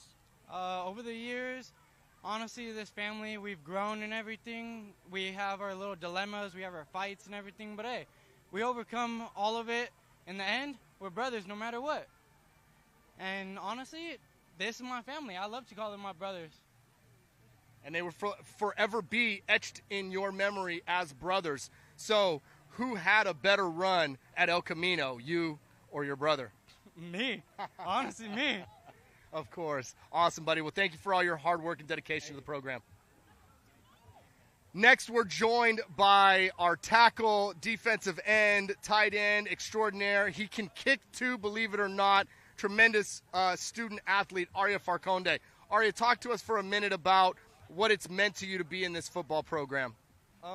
It's given me a purpose coming here. I wasn't raised in this area. I was from Brentwood, so it gave me a family. I met some of the best friends I'm ever going to have. I made experiences from winning that D2 championship, from just having team meals on Thursdays, being with all the guys. It's just giving me a sense of just my identity now, I guess. There's not a second where I'm not thinking about football, and I'm grateful for it. A leader on and off the field is Arya, and appreciate all your hard work and dedication to the program, buddy. Thank you, Coach. Dustin Colin-Barrios, another phenomenal addition from North Valley Military. Dustin, talk to us for a second about what it's been like, the transition, what a crazy year for you, and getting a chance to finish a senior season. Honestly, it was like a really great experience. I fit in pretty well with my teammates. Gave me open arms, brought me here, and I really felt home. I felt at home. And Dustin's going to probably take the opportunity to play at the next levels. We're just getting the better and better of him as the weeks go on. I wish we had him a couple of years sooner, but hey, things happen for a reason, and we're lucky to have had you for the short time that we've had, and appreciate all your hard work. Thank you, sir. I appreciate you, sir. All right. Nathan Alvarado, our next set of brothers, following the footsteps of brother Abraham. Talk to us for a second what it's been like being a part of El Camino football and having that be such a rich tradition in your family history. It's been fun because I'm following in my brother's footsteps. He's been here for a while, so it's been fun. And coming into this year, did you think that you would try to surpass Big Brother? Yeah. That's the ongoing theme for all the little brothers is they got a lot better than their older siblings. Appreciate all your hard work, buddy. Look forward to great things the rest of the way. Trenton Ofstad, a senior who we got beginning of the season, is a transplant from the basketball team, decided he wanted to play football late in the game, and we tried to get him ready to go. Talk to us for a second what it's been like in your transition from basketball to football. It's been a lot. Not what I expected at all. It's been an honor, though, to be given the opportunity to come out here and try and hopefully make a difference on the team when I get a chance. But it's been like a real honor to be able to come out and play with the team and transition sports. Well, I'm glad you gave yourself the opportunity to do this, and we appreciate all your hard work. Thanks, Coach. All right, buddy. Matthew Salvador, new to the program last year, new to football. Tell us for a second what it's been like to be an El Camino Real football player. I mean, since it was my first year, I had no idea what I was getting myself into. But, with the help of you and the other coaches, you guys have taught me a lot of things. And I feel like I'm a little more confident and in football too. And, yeah. Well, we're lucky to have got you for just a couple of years, and we look forward to some big, bright things in your future ahead. All right, buddy. Thank you. Juan Maldonado, an individual that has dealt with some major life challenges and utilized football to gravitate towards a family. Talk about, for a second, what it's meant to you to be a part of this football program. It's just a brand new family. You guys are there for me. You coaches are especially there for me. You guys take care of me. It's a tough sport to play, but you guys just push us through, push us further than we thought we could handle ourselves, basically. And 2 tackles for a loss last week in a big game. Pretty impressive, and we much appreciate all your hard work and dedication to the program. Thank you, buddy. Colin Ganame. I forgot we had one more set of brothers. Colin is now brother 2 of 3. We do have a younger Ganame that is in the program. Talk to us for a second about what this has meant for your family and being a part of our family. To me, this has meant, like, it's given me a family outside of my family. It's given me an opportunity to grow as a person and have fun throughout life. And coming back this week off of a prolonged absence due to concussion-like symptoms, hoping for the best and look forward to some great things, buddy. I am too, and I hope it goes well tonight. Yes, sir. Thank you for all your hard work and dedication to the program. Thank you, Coach. Big number 71, Jared Gonzalez. Talk to us for a second what it means to you to be in this El Camino football program. To play for this El Camino football program, honestly, it's been a great time. It means the best to me. If you ask all my teammates, I always say it's my weekly therapy session. This is what gets off all my nerves for the week. This is where I just vent myself and I talk with my pads. So it's an honor. And enjoyable to watch on a daily basis, and looking forward to some tremendous things for you in your future, as I think football is going to be in the cards. I hope. Fantastic, buddy. Thank you for all your hard work and dedication. All right. Marcion Cartwright, one of the last ones, hampered by injury all year. Talk to us for a second what it's been like to be in the program. It's been amazing being with my friends, family over here. It's been a well experience for the last 2 years I've been here, to be honest. It's been cool. And I know it's been tough, but thank you for all your hard work and dedication and supporting of the program. All right, buddy. Simon Astorga, once again, coming off a little bit of an injury, newbie to the program. Talk to us for a second what it's been like for you joining us. Joining this program means a lot to me. I really love the sport of football, and just being here and having a brotherhood like I do, it just means a lot to me. Well, fantastic. And I think, once again, football's in the cards for as long as you want to play. I wish you all the best of luck. Thank you for all your hard work and dedication. Thank you, Coach. Center, Ben Chauval, number 78. Ben, from never playing football before, going on to the JV as a first-year junior, playing the game, and then starting as a center senior year. Talk to us for a second about what that's meant to you. It's been a big transition. For me, growing up, I played baseball and basketball, so I wasn't really a football guy. And then one day the coaches came up to me like, you should try this. I did. It was a fun transition. Fell in love with the game. Became with the brotherhood that I have here as a team. This is all the great experience I've had so far. Thank you for all your hard work and dedication, Ben. Much appreciated, buddy. Thank you, Coach. Last but not least, number 88, David Rodriguez, dealing with a little bit of a hand injury that's hampered him a little bit. Talk to us for a second what it's been like for you being a part of the El Camino Real football program. It's been amazing, meeting new friends and that now my family. And just having amazing coaches like yourself, Coach, being there, pushing us, just making us better, I'm just blessed to be in this school, blessed to be in this program, and yeah. Well, we're lucky to have somebody with such high moral and character value as yourself, and we appreciate all your hard work and dedication. Thank you, Coach. And there we have it, our 2023 El Camino Real Royals. Thank you to all the seniors and all the senior parents for all your tremendous hard work and dedication. And thank you, Jason Zabal, for a job well done. 21 interviews there. Pretty cool as Granada Hills on homecoming. Coming out of that tunnel, they're fired up. They're leading 22-0 at the break. Dave, it was an entertaining first half, and it got off nicely for the Royals. El Camino had an opportunity after the pooch kick that they recovered. Unable to move the ball, unable to take advantage of that turnover. Hawkins connected on that one. But he took a beating, didn't he? He was under duress the entire half.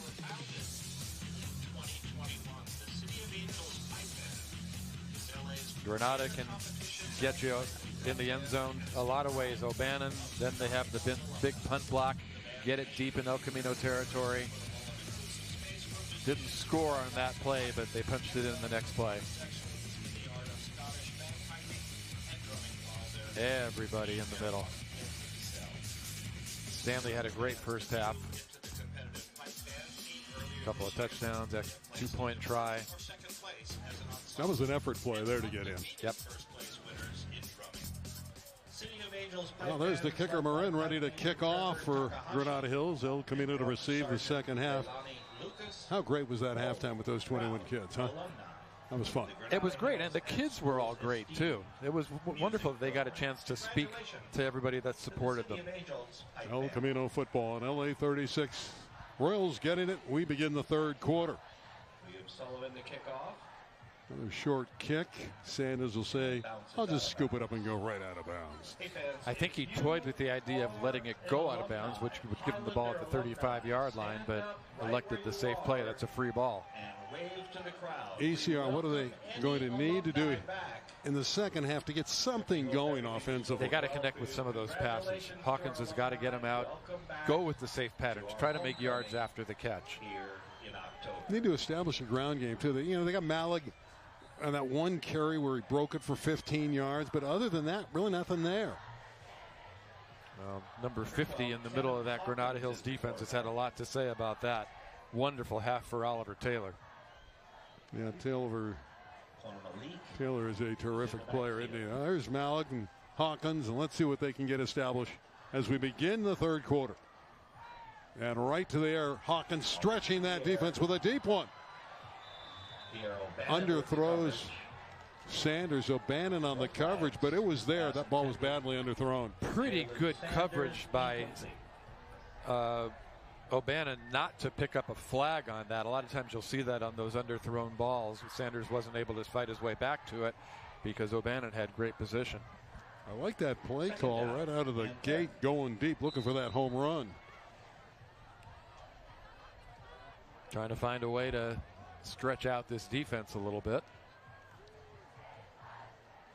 Well, you got to score. You got to get back into the game, and you got to do it right now. I would imagine this is a huge possession for El Camino Real. They need to get on the board, put some pressure on Granada Hills. Right now, they're very comfortable. Hawkins again feeling the heat. Williamson's got him, and down he goes. Tackles for loss. John Williamson, there has been little or no protection for Hawkins all night. No chance to do anything there except protect the ball. John Williamson has had a nice game for Granada Hills.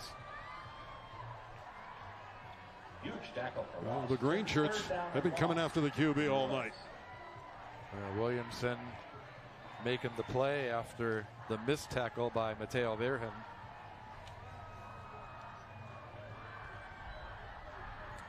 Third and a country mile.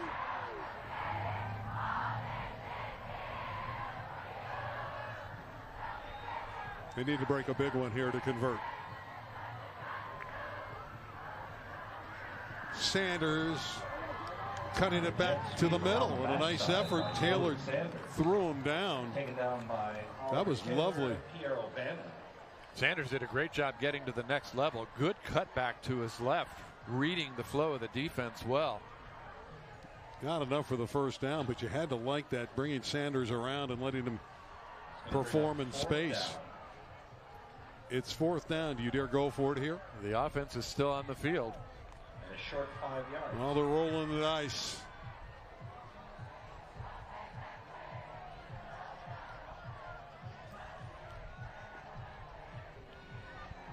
Fourth and 5. It's a short 5. About 4.5 to be exact. Hawkins to the air.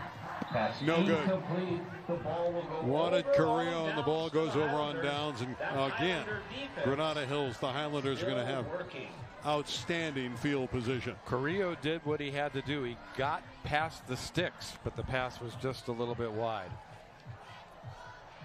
Yeah, Kevin Hawkins has been off target tonight. He came in hitting 61% of his passes. But that pressure can do a lot of things to a quarterback, and it's been intense all evening long.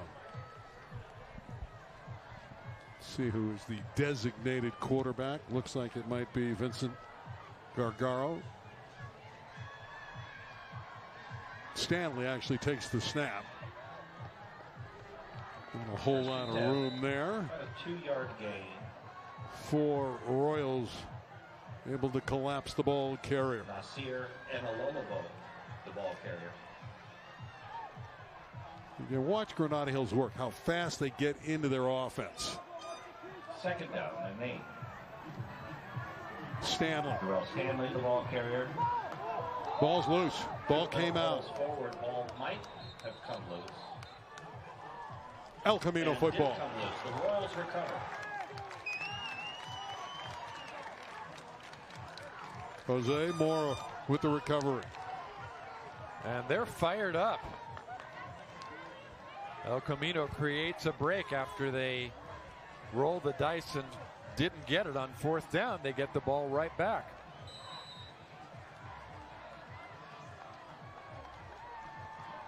Stanley lost it before his knee hit. The Royals 1st and 10. Hawkins re-enters at quarterback. That recovery to Will Mortazavi. So give Will the recovery.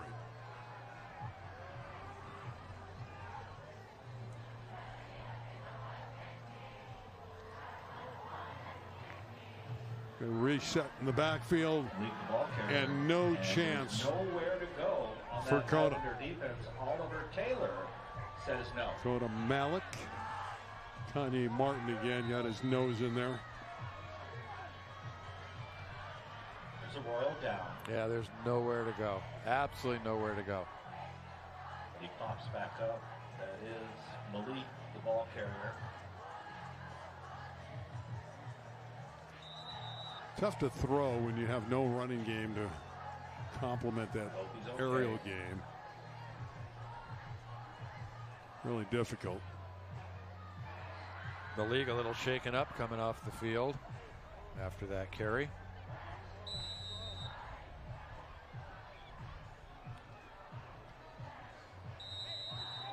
They're thin with injuries.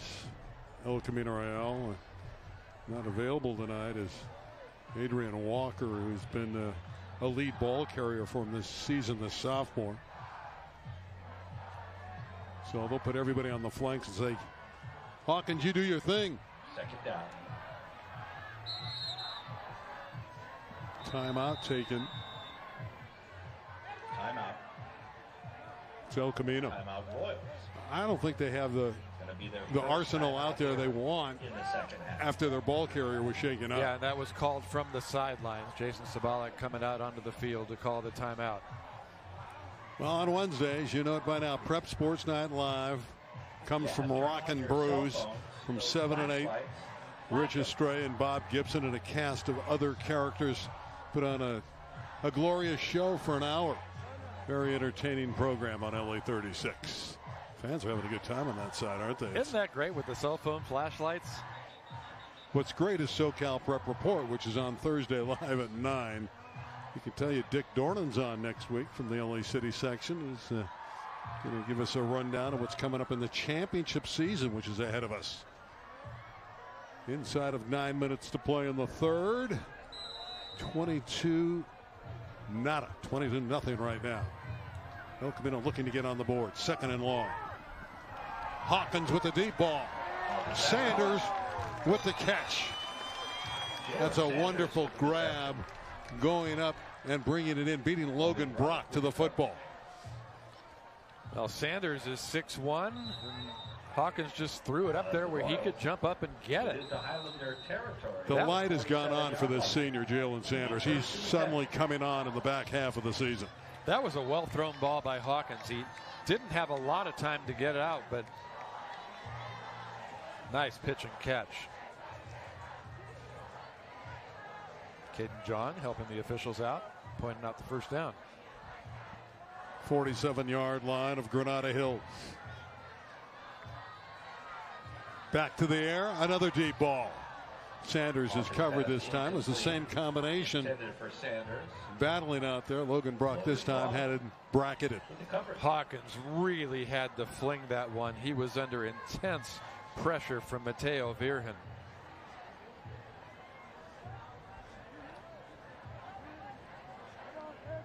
Well, I mentioned it in the first half. I think one of the key stories here has been the Granada Hills defense.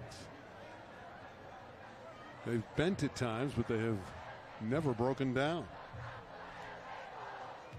2nd down and 10 for the Hawk. 2nd down. They scrimmage from the 47 of Granada. Edwards hit in his backfield. Not a whole lot there. To number 7, Joseph Edwards, the ball carrier. 50. Taylor again in on the stop. Oliver Taylor's a football player. Having a homecoming night to remember, that's for sure. 3rd down and 10. 3rd down and still 10 needed for Elko. As wrapped up as El Camino has been, a score puts them right back in the game. Still a world of time, mid-3rd quarter. Will Mortazavi is checked in again at running back, number 10, 5'9", 185-pound senior, next to Hawkins. He's looking for Mortazavi. Mortazavi down the sideline. Bumped out of bounds by Brock. Pass was received. Number 10, Will Mortazavi. A good play call. Again, safe swing pass. Try to get your running back a little space on the outside.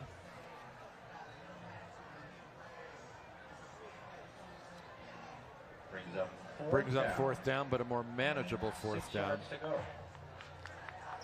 And they have not been shy about going for it on 4th downs. And when you're the underdog, you just need to take these chances. If you're going to spring an upset or somehow fight your way back in the ball games, you need to convert against Granada Hills. But they burn a timeout. They've burned 2 of them here already. That will make things even more difficult. By the way, if you're Jason Sabalik, you only hope that those timeouts are something you would need in the end of the 4th quarter. That's very true. Venice 24. By the way, Birmingham has a huge lead on Cleveland the last we heard, which is not a surprise. Birmingham is the big-time team in this league. Chatsworth is leading Taft 27-21 in the 3rd. But Birmingham has, I believe, about a 30-point lead on Cleveland, and Cleveland is the next opponent for the El Camino Royals. And that'll be a Thursday game at Cleveland. Yeah, they wanted to have it on Saturday, but it's been moved to Thursday night at Cleveland. And it's senior night, although you met all the seniors tonight. 4th down and for El Camino. They need 6 here on 4th down.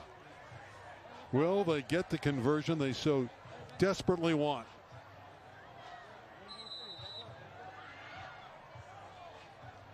Hawkins, who loves to play out of the gun. Wanting Mortazavi, pressured, running. He escapes and gets tackled from behind. Did not get to the 1st down sticks. Tackle made by Kanye Martin again chased him down.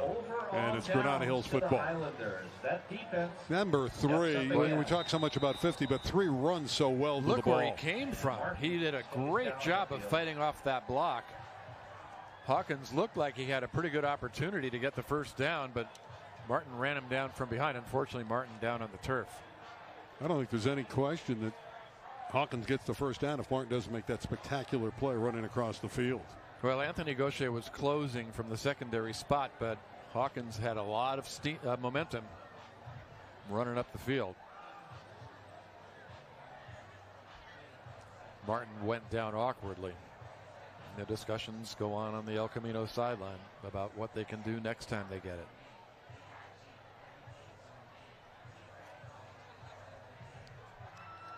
Well, you hate to see this. See the time left in the quarter. And Kanye, who's had such a splendid night, is being attended to. Some of it could be exhaustion. I mean, he's just playing all out on every play. But they are working on him. Well, Hawkins has stretched the field a little bit more in the 3rd quarter. El Camino showing something on offense they didn't show in the 1st quarter. Look at this big crowd staring on as they hope that Hawkins is okay. Martin. And Martin's up. And Kanye Martin. I think he's going to be okay. Fans, put your hands together for this young man, Kanye Martin. He's going to walk off the field under his own power, and that's great to see. Martin going to the far side, who's had a wonderful game. There he is.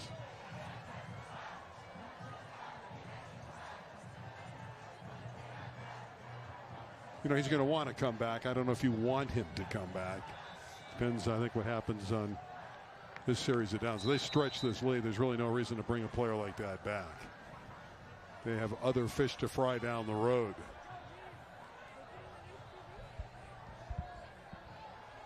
Granada Hills in a position to make the open finals in the LA City section, the final 8. New Church handing it off to Stanley. Quickly off to Pharrell Stanley. Pharrell Stanley hit by Caden McCoy. Case closed. Well, Pharrell Stanley, only a freshman of this talented family. His junior brother Durrell has had a great game. I just wonder if they're going to bring Martin back at some point.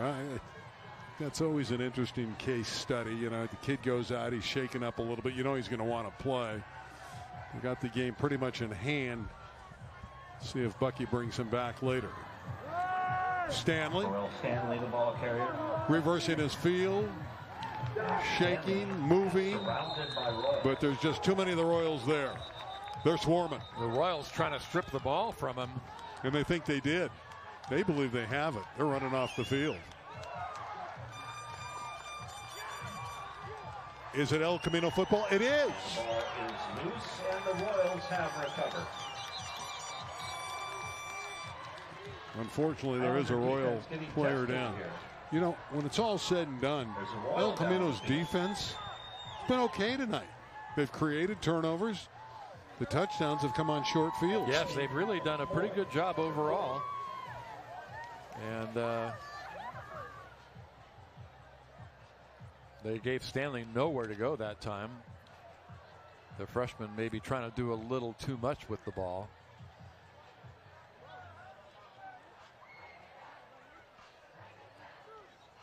They got him grabbed there. Got to tuck that ball away. And there it goes. Looked like Carrillo 6 is the one that poked it loose. He did.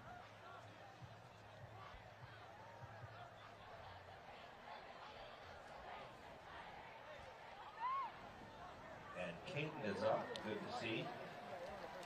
Caden McCoy is up. He was the one shaken up on that last play. And much like Kanye Martin on the previous play, Kanye Martin's coming to the sideline and he's needing a little bit more assistance.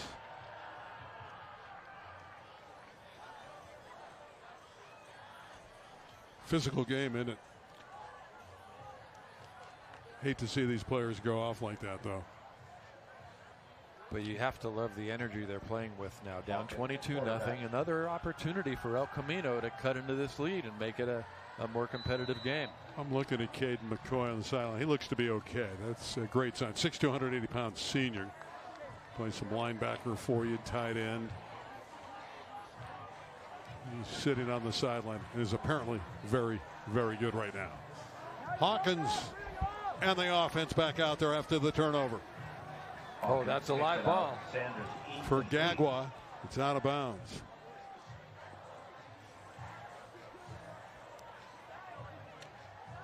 Rios with the coverage. It's ruled an incompleted pass. That's a break for El Camino. That ball was definitely thrown backwards. Second down and 10. There is no review in high school football. And that's a good thing for the Royals after that play. Ball's at the 43 of Granada. If the Royals are going to make something happen, it needs to be right now.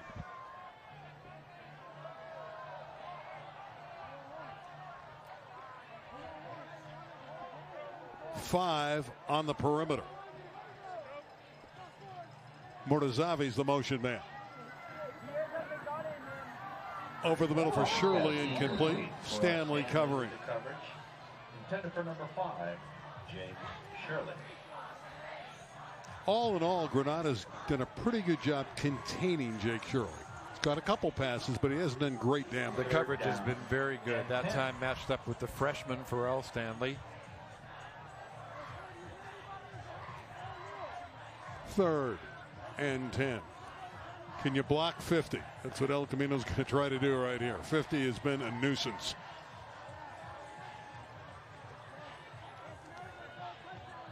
Hawkins is going to have to put his arm on ice after this one. He's throwing a lot of passes. Been a busy night for Kevin Hawkins. But I think for a sophomore, he's got such a big upside. High ceiling. 3rd and 10. To the sideline, Sanders. He's loose on that sideline. Jalen Sanders. The best offensive play of the night for El Camino Real.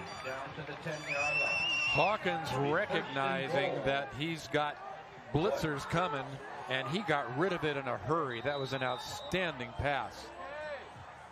And we mentioned it moments ago, so we have unfortunately another player down. This Sanders is growing with every set of downs. Looked for a second like he was going to go. They just were able to push him out, but an outstanding run after the catch. At the 25-yard line, so 2 men down. We have a couple players down. Yeah, this has been a tough night, particularly a tough third quarter for these bodies. They're taking a beating. 22-0. El Camino's on the doorstep here, Dave. The first and about 10.5. Maybe it could be tickling the 10. It could be goal to go. It's close. They have a chance to get on the board here, and they're going to need to do that to get back in the game. But more importantly, hopefully the players who are down are healthy.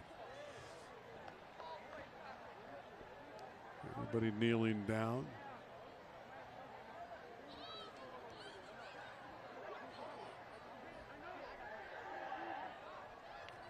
Can't see the player who's down, but they're sitting up, which is always a good sign. Well, we're getting close to Halloween. It's kind of like a Halloween moon, don't you think? I think that's a beautiful shot. Okay, number 71 is up. Not quite an eclipse like we had of the sun last week. It's Jared Gonzalez who's coming over, and he's okay. And he's drinking water. You know, I was just wondering, it's not really hot enough for players to be cramping, but it's hotter than they're used to playing, maybe. A night game, but still in the upper 70s. I mean, he's such a tough kid. He's not coming out. And he's down for a while. May pull him out of the game for a down or two, but I don't think they will. I think 71's going to stay out there. I think if they stop the clock to attend him, they have to take him out for a play, but he's still out there. Well, the fans, now they're pulling him. You have to take him out for play. The fans having a great time. Kind of oblivious to the game, but right now both sides are enjoying homecoming at Granada Hills High School. Jared didn't want to come out of the game, did he? Nope. Play will be established. The Highlander is hopefully well out of bounds. Well, let's see what El Camino can do. We saw him rally and come back and take down Taft. O'Bannon down. They were down deep. First and goal. Converted late and won against Taft. They were down double digits in the game and rallied in the fourth quarter and won. So it can be done. The sticks are down, so this is a goal-to-go situation. And a timeout taken by Granada Hills. Timeout, Granada. Well, El Camino has forced a couple of turnovers, and they've put themselves in a position to get back in the game. First timeout here in the second half. And a huge crowd on the Granada Hills side. John Elway Stadium. Their beloved football team is leading by 22-0. It's great to see the turnout, isn't it? It is. And we've seen it. We saw it at Taft. The Chatsworth game against El Camino was well attended. These West Valley League games are high-level prep football in the city section, and the fans come out and they appreciate what they see. Defense. Defense. Well, Gonzalez, remember he was out for one play. You see who's trying him back out there? 71. The only thing that took him out of the game is he had to come out for one. El Camino needs a touchdown. Shirley's trying to give him one. Side pass to the right side to Jake Shirley. Jake inside the 5. Taken out of bounds by Anthony Goche. Well, we talked about Shirley in the opening of the game, and one thing we didn't talk about was his overall toughness. That time he carried a couple of tacklers with him. Got it inside the 5. From the 4-yard line. Well, a touchdown makes it interesting. There's still 5 minutes to go in the third quarter. So Granada Hills unable to put away this El Camino team. Takes 2 to bring Shirley to the turf. They need 4 for the touchdown. Another quick pass in the flat to Shirley. Breaking tackles, stretching to the 2-yard line. Again in on the coverage, along with John Williamson. Williamson, Rios, and others were there. And goal. 3rd and goal. A field goal does you little or no good. No, this is 4-down territory. Get 3 yards. Islander fans, make some noise. Well, there's no question that the edict from the sideline on this drive was fine number 5. And another timeout taken. Islander down. I don't think it's a timeout called. I think it's a player who's down on the goal line. Officials timeout. I don't remember this many players going down like this in any game we've had. Fortunately, they haven't been serious issues, but we're having some cramps and things of that ilk on a warm night in the West San Fernando Valley. With Dave Marcus, I'm Randy Rosebaum. Final El Camino Real high school football game of the season. You know, they've won 6 out of the last 7 games on LA36. How about that? Had a great win last year on TV against Narbonne. Obviously, the thrilling victories this year over both Chatsworth and Taft. Did lose one game this year to Village Christian. It was hard fought. But they've been good television.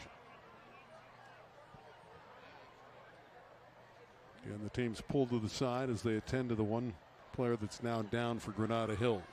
Looks like Anthony Gaucher, the defensive back, the junior, who's had a nice game. He's been in the middle of a lot of tackles tonight. 4:13 to play in the third. Anthony's now sitting up. And again, we're having injuries and we're having these timeouts to break in the action. But again, none of these injuries are apparently serious, and that's the best thing. You can see number 12 sitting up on that far side. Well, what do you want to see from El Camino? Keep throwing the ball maybe to Shirley on a 3rd down? You want to see a little different wrinkle? If they can punch it 3 yards up the middle, that's the quickest way to the end zone. They have not been able to run the ball effectively tonight. Hands together for that young man. And Goche trots off the field, so obviously he's okay. It's going to be 3rd down and goal. 3rd and 3 for an El Camino Real touchdown. I need you right now. Mortazavi is the running back. It's Hawkins. He's not going to get there. Williamson broke through immediately, number 11. He busted up the play. Good play call. I mean, Hawkins has got to be one of your biggest, strongest players. And he's run for a touchdown this season. 4th down. Obviously, they're going to go for it. One more time, Islander fans. Clock is running down to 3:45 left in the third. Nice play by John Williamson once again for Granada Hills. Well, this is it for El Camino. They've exhausted timeouts, a lot of energy. Their defense has produced turnovers. This could be the ball game for them. They're down 22. They desperately need a score. It's 4th down and 1.5 yards for the touchdown. whistle before the play. That's a timeout on called by Granada Hills. It's going to be a timeout. The wheels are turning, even though this is still the third quarter. Someone needs to tell you, Jason Zabalik and Bucky Brooks, it's the third quarter, not the fourth quarter. Well, I don't like it's the fourth quarter. And I believe this is the game for El Camino. They need to punch this in. Well, they've moved the ball effectively down the field after forcing the turnover. Gets so tough when you get inside the 10. A lot of bodies in a small area.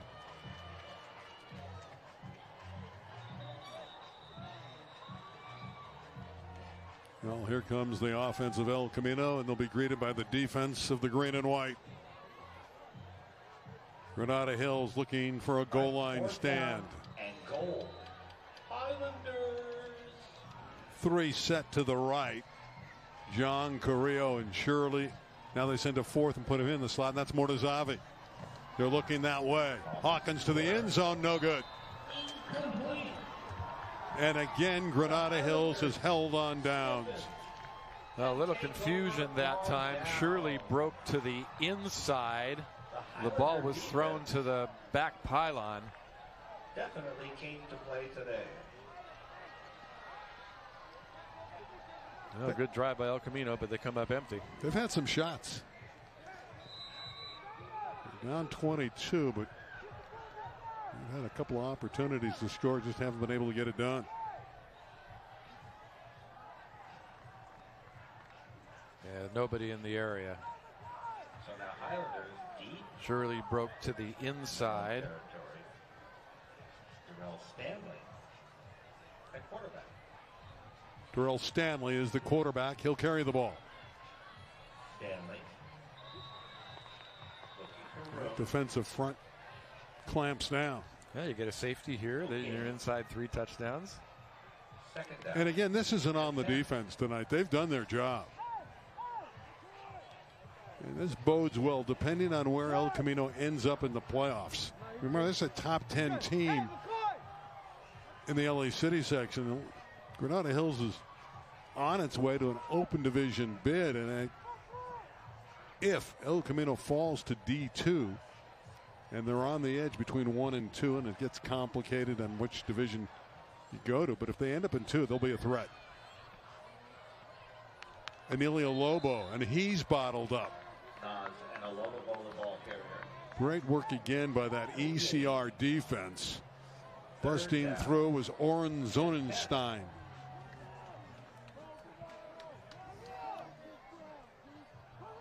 Oren is a senior. You met him at intermission. And just like that, it's 3rd and 10 Granada. Inside of 2 minutes to play in the third quarter that's been snake bitten with injuries. But again, all the guys who are nicked up able to get off the field, and all the players appear to be okay. Here's Stanley again trying to bounce it. He's caught in the end zone. It's a safety. Gagwa got him, and El Camino's on the board just as Dave Marcus predicted. Inside 3 touchdowns. Easy formula. What a play. Stanley tried to get to the outside, and Kagwa not having it.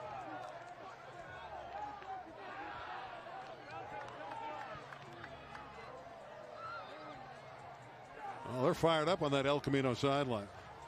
And you just have to love what you're seeing from this team. They're battling. Wonderful recognition and a sure tackle. The shades there of the end of the Chatsworth game when he made the final play to win it. And they're going to get the ball right back. It'll be punted back to ECR, and that man might be returning it. He does a lot of that as well.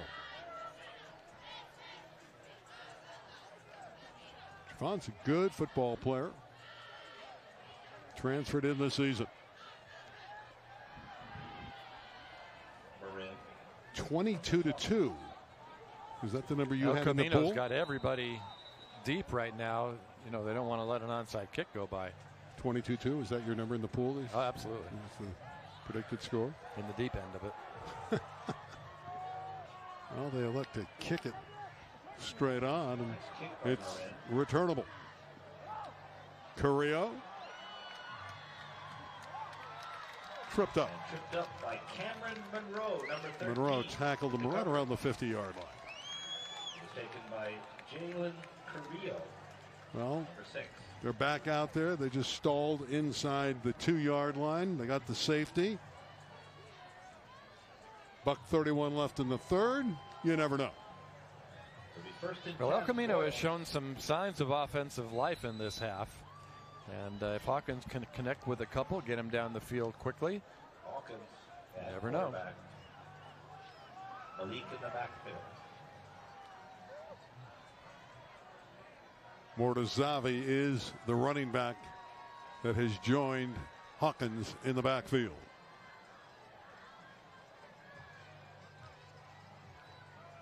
Will with the carry, and down he goes for a loss. By Mateo Virgin. Well, Mateo's had a nice game off the edge, 88. Yeah, Mateo Virgin with a nice tackle. El Camino really hasn't been able to get that inside running game going all night. Loss of 1, second down and 11. Second and 11. Getting that penetration all evening long. Inside of a minute to play in the third. Quick one to the side. Nothing there. That one was snuffed out beautifully. Sanders had no chance. You like the idea, but the read was great by the Granada defense. Yeah, Ramiro Rios was all over it. He's just listed as an athlete, number 31, and he showcased athletic skills. It was another loss. 3rd and 13, clock winding down. El Camino's not going to snap it here. They're going to come to the sideline, wait for the fourth quarter, and see if they can dial up 3 touchdowns and steal the game. Or 10 more safeties. Well, I don't think that's going to happen. We're through 3, and after 3, you know, El Camino won that quarter, 2-0. 22-2 after the third. El Camino Real, 2. Well, there was a lot going on for 2 points. Turnovers, good ball movement, a lot of hard hits. A lot of injuries. But a spirited fight. And I think if you're El Camino, I think you have to be, in many respects, very pleased with what you're seeing. You never want to get beat. And I'm not here to tell you that they'll be happy about that part of it. But the competitive aspect of the game against the top 10 team in the entire section points out that this team isn't that far away. They need some better results up front with that offensive line. They're going to have to play a little bit better. They're going to have to step it up down the road. But the defense, which was a little bit iffy at the beginning of the season, has improved. Well, they still have an opportunity. But a big play coming up here.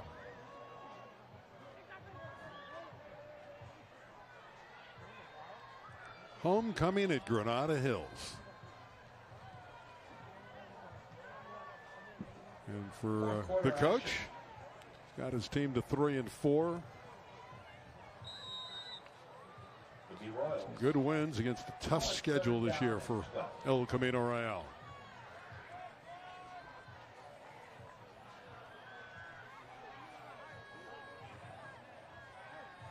Third and about a dozen.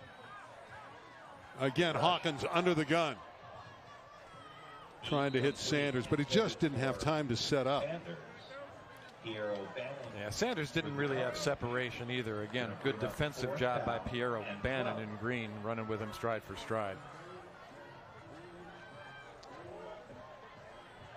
You look at Kevin, you know he wants to win and he wants to complete those passes down the field, but they're really not giving him much of an opportunity.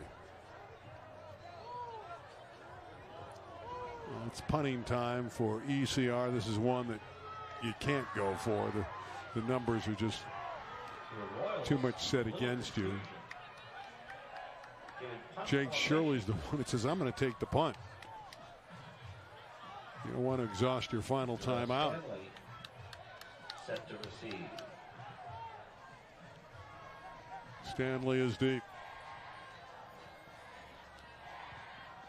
Jake Shirley, not too bad, huh? He does everything. Left-footed. How about the roll? Surely he's going to kick it inside the 10. How about that? Put another star on the helmet of Jake Shirley. The Highlanders will have 1st and 10. Well, it's going to be a very long field for Granada. And if you're El Camino Real, you're again looking to force a turnover.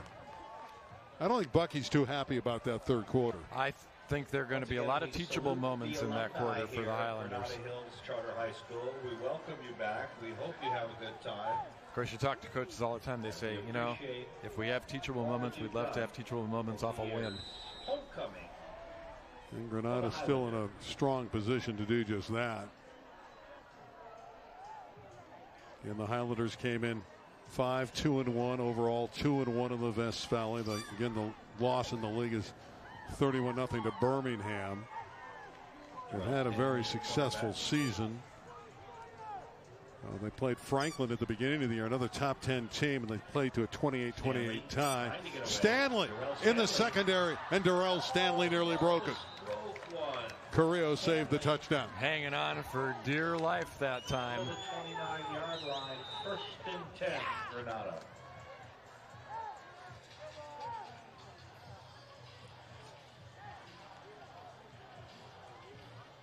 Yeah, this Granada Hills team has a very big win earlier in the year over a strong Palisades team. They beat them 26-10. As you take another look at the magnificence of Darrell Stanley. What a great tackle by Carrillo. Got the inside of the right arm and refused to let go. A couple other wins for Granada. They knocked off Kennedy 34-13. Kennedy has just won the Mission League title. So that's a quality victory. The other Stanley goes down. Mortazavi dropped him, but there is a flag down. Also want to mention they did also have a victory over a good, fast-coming Dorsey team out of the Coliseum League. That's a little bit of a rundown of the schedule of Granada Hills. Well, Will's going both sides of the ball. Personal foul, face mask, defense, 15-yard penalty, results in a first down. That one stings. It's one way to stop him, but not the right way.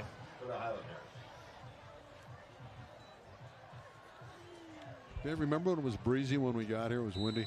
See the flag over to our left? Absolutely still. Yeah, it's unbelievable. Perfect night to sit outside. Coats off. Yeah. We're here looking at why there's so much traffic in Southern California. Nights like this. Farrell Stanley. They just take turns. Edwards got him. I like this kid's acceleration, number 1. Yeah, remember, only a freshman. Called a 6-yard gain, 2nd down and 4. And Bucky sending in the play through his running backs.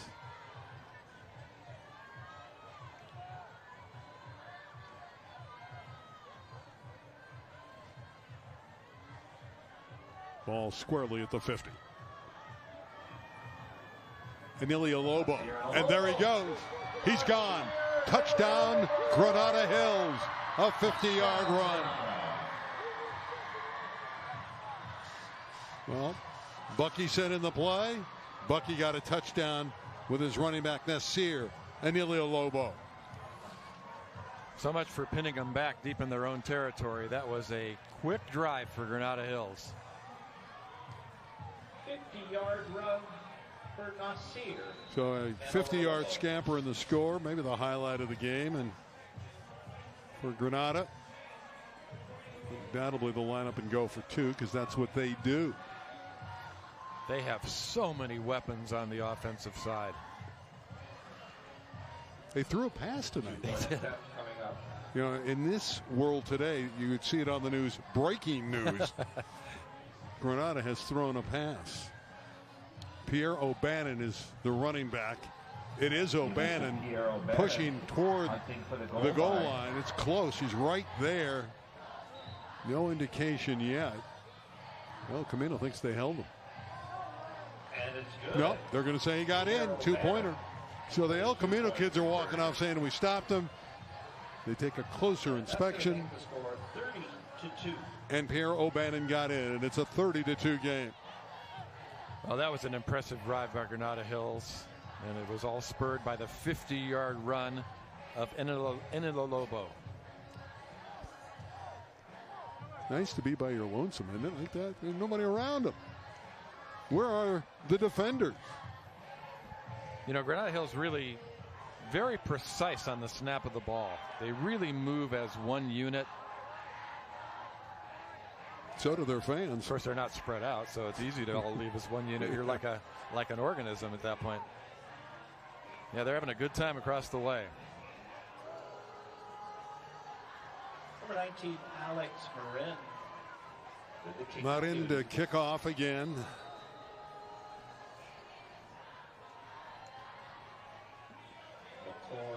Well, this would be termed, I guess, a workmanlike effort by Granada. They were the big favorite coming in.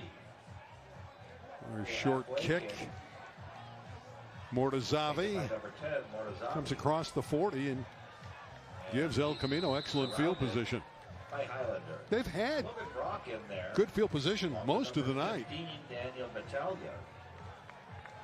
Battaglia with the stop. So the Royals start from their 45.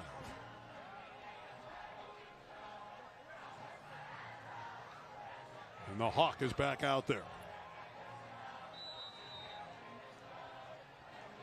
Well, El Camino an opportunity. They've got a big game coming up in less than a week against Cleveland.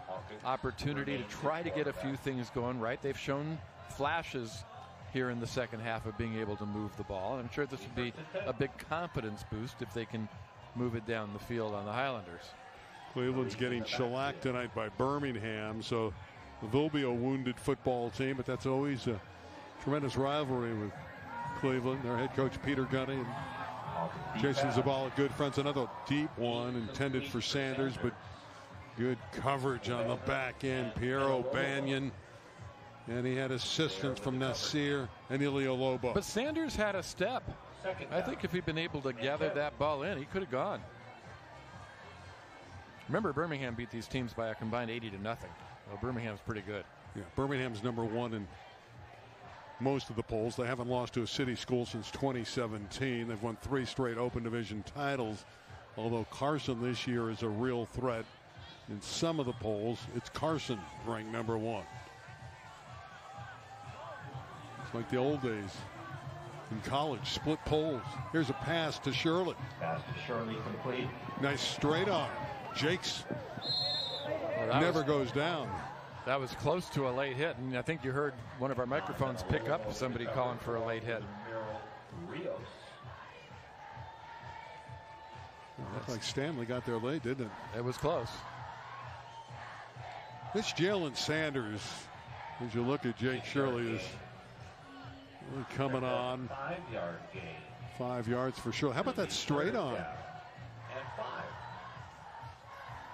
Look what Jalen Sanders has done tonight. Let's see if they can. That's definitely out of bounds. That should have been a flag. Carrillo and Sanders deploy to the right. 9 minutes and change left in Granada Hills. Looking, finding Carrillo. First down. Carrillo did a nice job of sitting in the zone, giving his quarterback a target. And you see what Hawkins can do when he has half a second to breathe. He was able to step into that one and zip it right on target. It's a 28-point game. In all probability going to go to Granada Hills, but these are teachable moments for a young quarterback who's very talented. Showed some good arm strength on that last pass. Well, he is a dual threat. He can run, he can pass, and he's strong.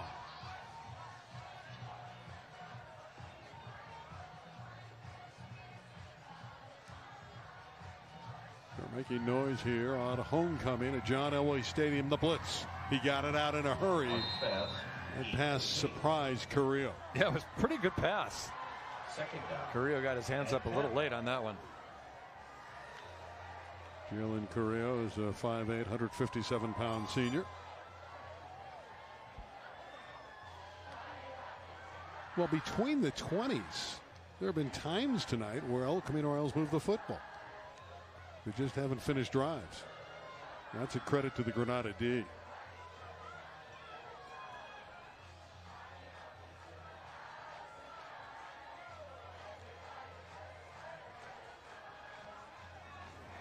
Second and 10.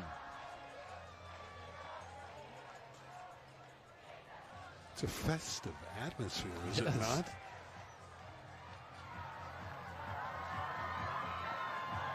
Another deep ball. Well, they're trying that long one to Sanders. These fly patterns are being protected well.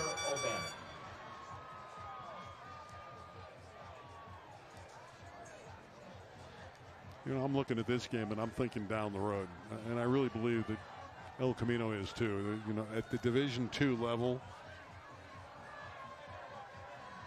they look pretty good.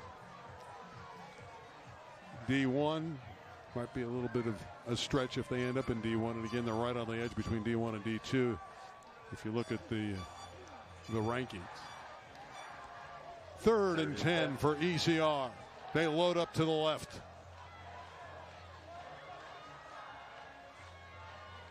The throwback to the right is nearly picked. Oh, that was going to be 6. Bannon had it in his midst. He had the end zone in his sights.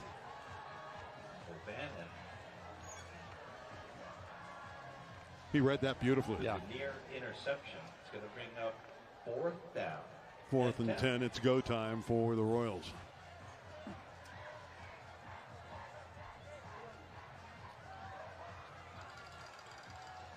He's put the ball in the air a lot tonight. They have. Here comes the play. John will bring it in. I think that tells the story. El Camino brings their plays in through the receivers. They throw it.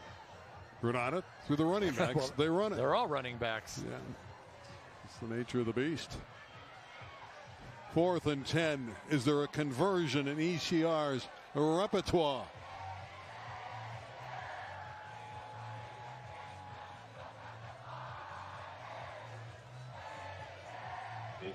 Too much pressure as he wanted Manazavi, and again the ball goes over on downs. And the coverage. The speed of Granada Hills has really been the difference in this one on both sides of the ball. They've just been a step faster, forcing Hawkins into throwing the ball quicker than he wants to. Your impression of him? Potential. I think he's got potential. He's made some good throws. He's made some hurried throws. He's thrown a lot of balls sidearm that have kind of sailed away from him. Number 14, but Andrew tremendous potential for a young player. Who only played 3 or 4 games last year as a freshman at the lower level. So he is really new to the game at this West Valley League level. And again, Granada Hills will run the football. And Nasir's had a great game. Anilio Lobo. They went 50-yard touchdown run the last time he touched the football. They went so quickly early, but there's no reason to go quickly here. And they're built for being in the lead. And they run the ball anyway. So this, and you brought it up, they'll probably slow up the tempo a little bit, but this is right into their wheelhouse. They have a wide receiver. They also have a Stanley who's going to run it. Darrell Stanley. Tripped up. They split Chance Hexamer, a defensive lineman, normally out on the wing on the left side. Oren Zonenstein made the tackle. There's Stanley leaving the premises. Short game. It's going to be 3rd down and 3. 3rd down and 3 to go for a first down. And you can see that time winding down. 30-2 Granada Hills.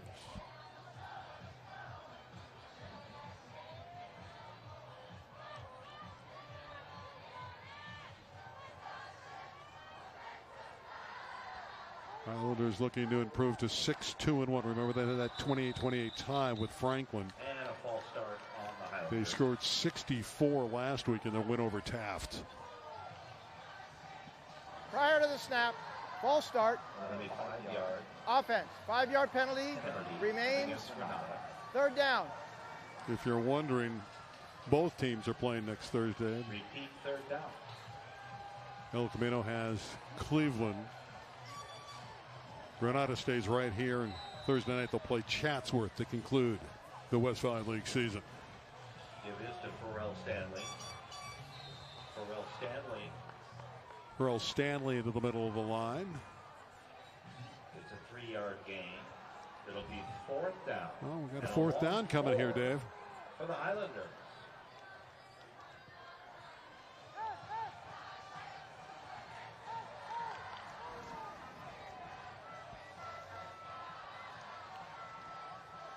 Well, Granada Hills is going to go for it. It looks like. See if they end up electing to punt, but I don't think so. Not with a 30-2 lead and the clock winding down. They feel confidence with that offense. Again, they average almost 7 yards a play all season long. Stanley. He's not there. They're stopped. El Camino football. Good job by the El Camino defense. And that ball will go over on down. Carrillo right in the middle of that, stuck his nose into Stanley. And the El Camino offense will get another opportunity. You know they want to score a touchdown before this one's out. Yeah, well, you like the fact that they at least got the 2, but they would love to. Oh, the ball came out. It was fourth down anyway. Yep. You know they'd love to punch one in.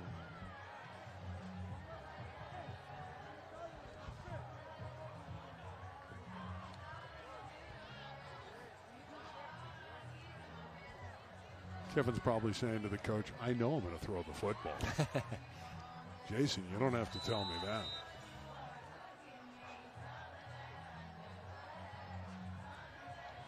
Hawkins at quarterback.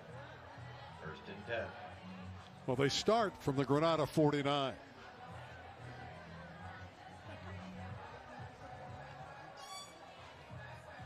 Edwards on the delayed handoff. Taylor brought him down. How good is Oliver Taylor? He's had a tremendous game. He reads the play so well. That time El Camino had a couple of different running backs going different directions. He read the counter perfectly. Yeah, when we talked to Bucky Brooks before the game, he said, well, who's good on defense? Oh, Oliver Taylor. You're going to like Oliver Taylor. I don't know if El Camino likes Oliver Taylor. Nice kid, by the way. And he was their representative. They had a West Valley League preseason luncheon, and he was their guest speaker. And he was very good. That's why we found out about the pilot's license and all that stuff, and he's a licensed pilot. Hawkins to the air. If he can get off the pass, and he can't, the ball comes out.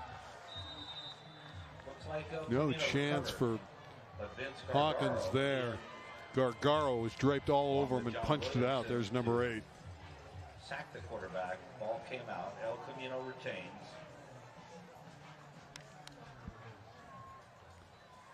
You know, we talk about potential with Hawkins. We have to also start to talk about toughness, because he's been in there and he's taken a beating. He's taken some hits, and a lot of them are coming from right up the middle. Plays. Upon leaving tonight's game, make sure you leave 3rd and 11. at the gate you came in. There's no crossing of the field.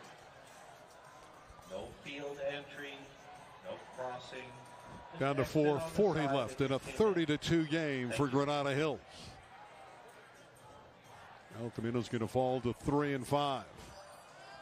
Again, Hawkins under duress. Incomplete. Jennifer Sanders Just has to unload it. O'Bannon and Sanders was his intended target. I bet Hawkins' nightmares tonight all feature the color green. Oh, it's close to Halloween, right? You got to have a nightmare. And to the students. Going to the sideline is Oliver Taylor. They're going to take him out on 4th and 11. I don't know if he's going to come back, but he is being saluted by his teammates. No hanging out. What a performance by that lineman. 4th down. 4th down. Obviously, they're going for it. Right at midfield. Going to reset Joseph Edwards.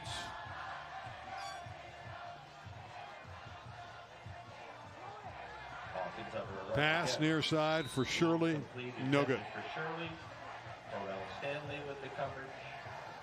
And here's a statement I've made a few times tonight. The ball goes over on downs. Having a day. You certainly can't fault the effort of El Camino, but they've had a hard time getting free. They've had a hard time giving their quarterback time to throw, and Granada a chance to run out the clock. With the operative word being run. 1st and 10, Granada. Xander Warch, junior cornerback on for El Camino Real. And they continue to pound the rock. And down the field is Jonathan Martin.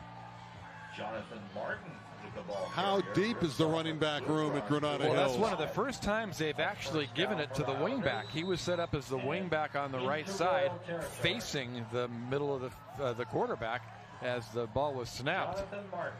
And you take the wing from the right and you run him to the left and you get a big gain. That's simple. Well, they've made it look simple. John Williamson in that backfield, as is New Church. New Church just hands it off to Martin again. There's Jake Shirley. Tried the same play the other way, different result. No, Jake Shirley just sells out on every play on both sides of the ball. Don't forget, fans. He's going to play college football. We don't know what level, but he's going to play college football, Jake Shirley. See that clock going straight down, and it's going to be a Granada Hills W. In 2023, Jonathan Martin is the featured running back. And he has no room.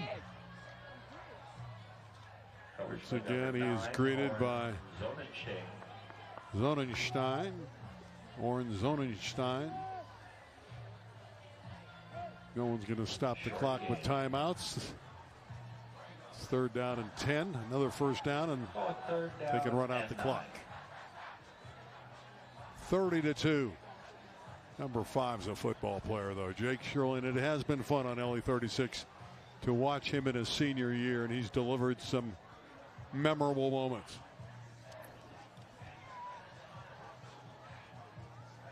Martin. Jonathan Martin. 1st down and a lot more.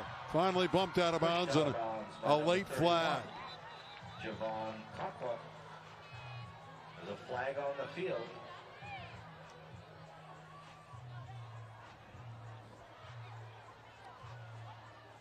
Looked like the flag was thrown at the end of the play.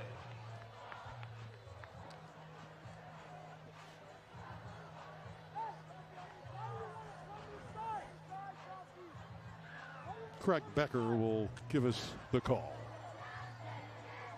Sideline interference against the offense. 15-yard penalty.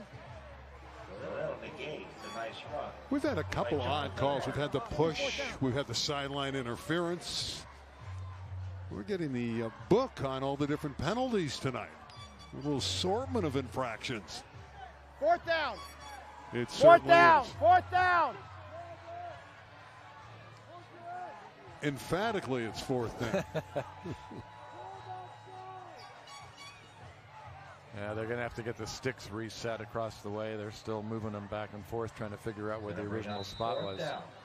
Jamison Forbes, senior, 240 pounds in the defensive front for El Camino.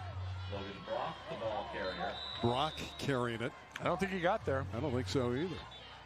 And the ball will go over on down. And what's the appropriate statement of the night, Dave? The ball goes over on down. It certainly does. Well, 2:09 to play. We know that Kevin Hawkins is loosened up with that right arm if he comes back on. Let's see if they like to bring him back. If you're wondering who the quarterback would be, John has been in there a few times this season. So he would be the designated quarterback, number 2, Caden John. But Hawkins is trotting back out there. I thought John might pilot him this time. So Hawkins still a quarterback, most likely for his last series. Well, The first 2-minute and 10. drill. Well, as long as Taylor's not out there, and Martin was shaken up earlier, life might be a little bit easier to move that football, but there's still some hungry Highlanders on defense. He's in the ball game. Hawkins being pursued.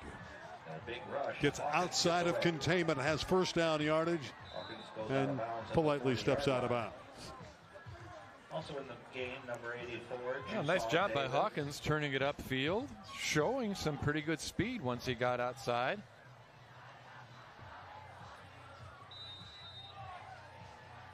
Number 42. Got to be exhausted, don't you think? He's thrown it, he's run it, he's been in the middle of all the scrums. That's why I thought John might come out there and give him a little breather to end the game. Well, he's going to get a breather with the final timeout by El Camino. Well, Dave, it's been delightful being reunited, having you back in the booth. Missed you. Wonderful. Absolutely wonderful to be here. Well, of course, Papa Zabalik is our normal commentator. He works with me.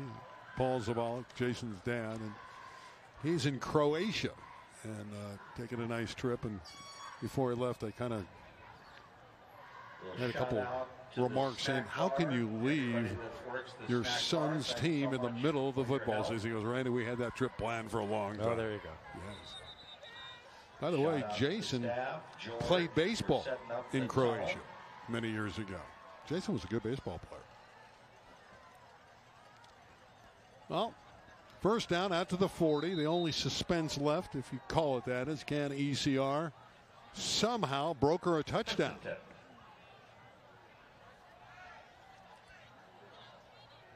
A lot of different guys getting an opportunity to play late in the game.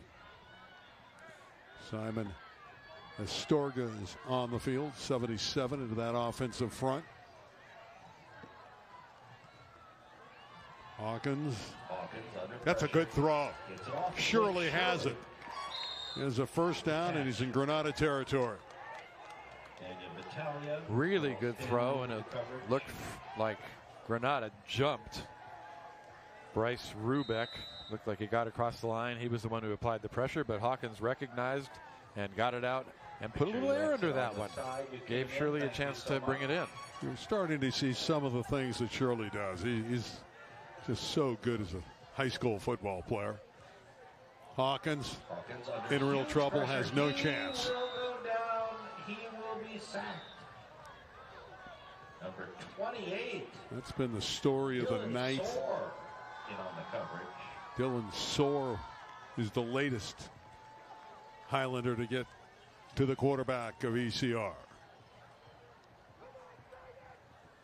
Number 79. Clock is running. We're down to 55 seconds left.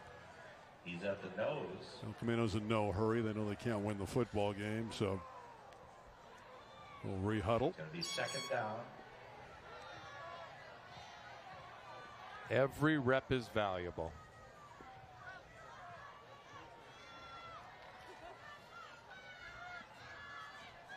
Hawkins. Another perfect strike. By Jake Shirley. Shirley again. Taken down quickly by Pierre O'Bannon. Well short of the first down. O'Bannon with the stop. See how much ECR wants to run another play. They are going to get to the line. That combination of Hawkins to Shirley's been good in the waning moments of this game. Well, that was a good throw by Hawkins. Hawkins again. That one's dropped. That is the end of the night. A rare drop by Jake Shirley. It's a 30-2 win for the Granada Hills Highlanders, the green and white. Number 2, Darryl Stanley with a fine game, but he had a lot of help tonight. I think there are some things that Bucky Brooks is going to go over with his team after this game. As big as the win was, 28 points, it could have been more. And they made some mistakes, and El Camino was able to force a couple of turnovers. All learning experiences at this level. And on the flip side, the positive for El Camino, you say, hey, Randy, they lost 30-2, is the defense. Offense had a tough night trying to protect Hawkins. Shirley had some moments catching the ball. Sanders was impressive on the flanks. Hawkins did his thing, but that offensive line didn't hold up. So the offense had a tough night. But defensively, even though they gave up 30, it really was on the offense because they put them in poor spots to try to defend. And a couple of those Granada touchdowns coming as a result of turnovers, giving them the ball in good position. Yeah, block punt, set up a touchdown. Here's a short touchdown run. That was O'Bannon getting in. 2 is Stanley. Green and white stood out this evening. Here's a nice one from Stanley again. This one was him showcasing some moves and some power.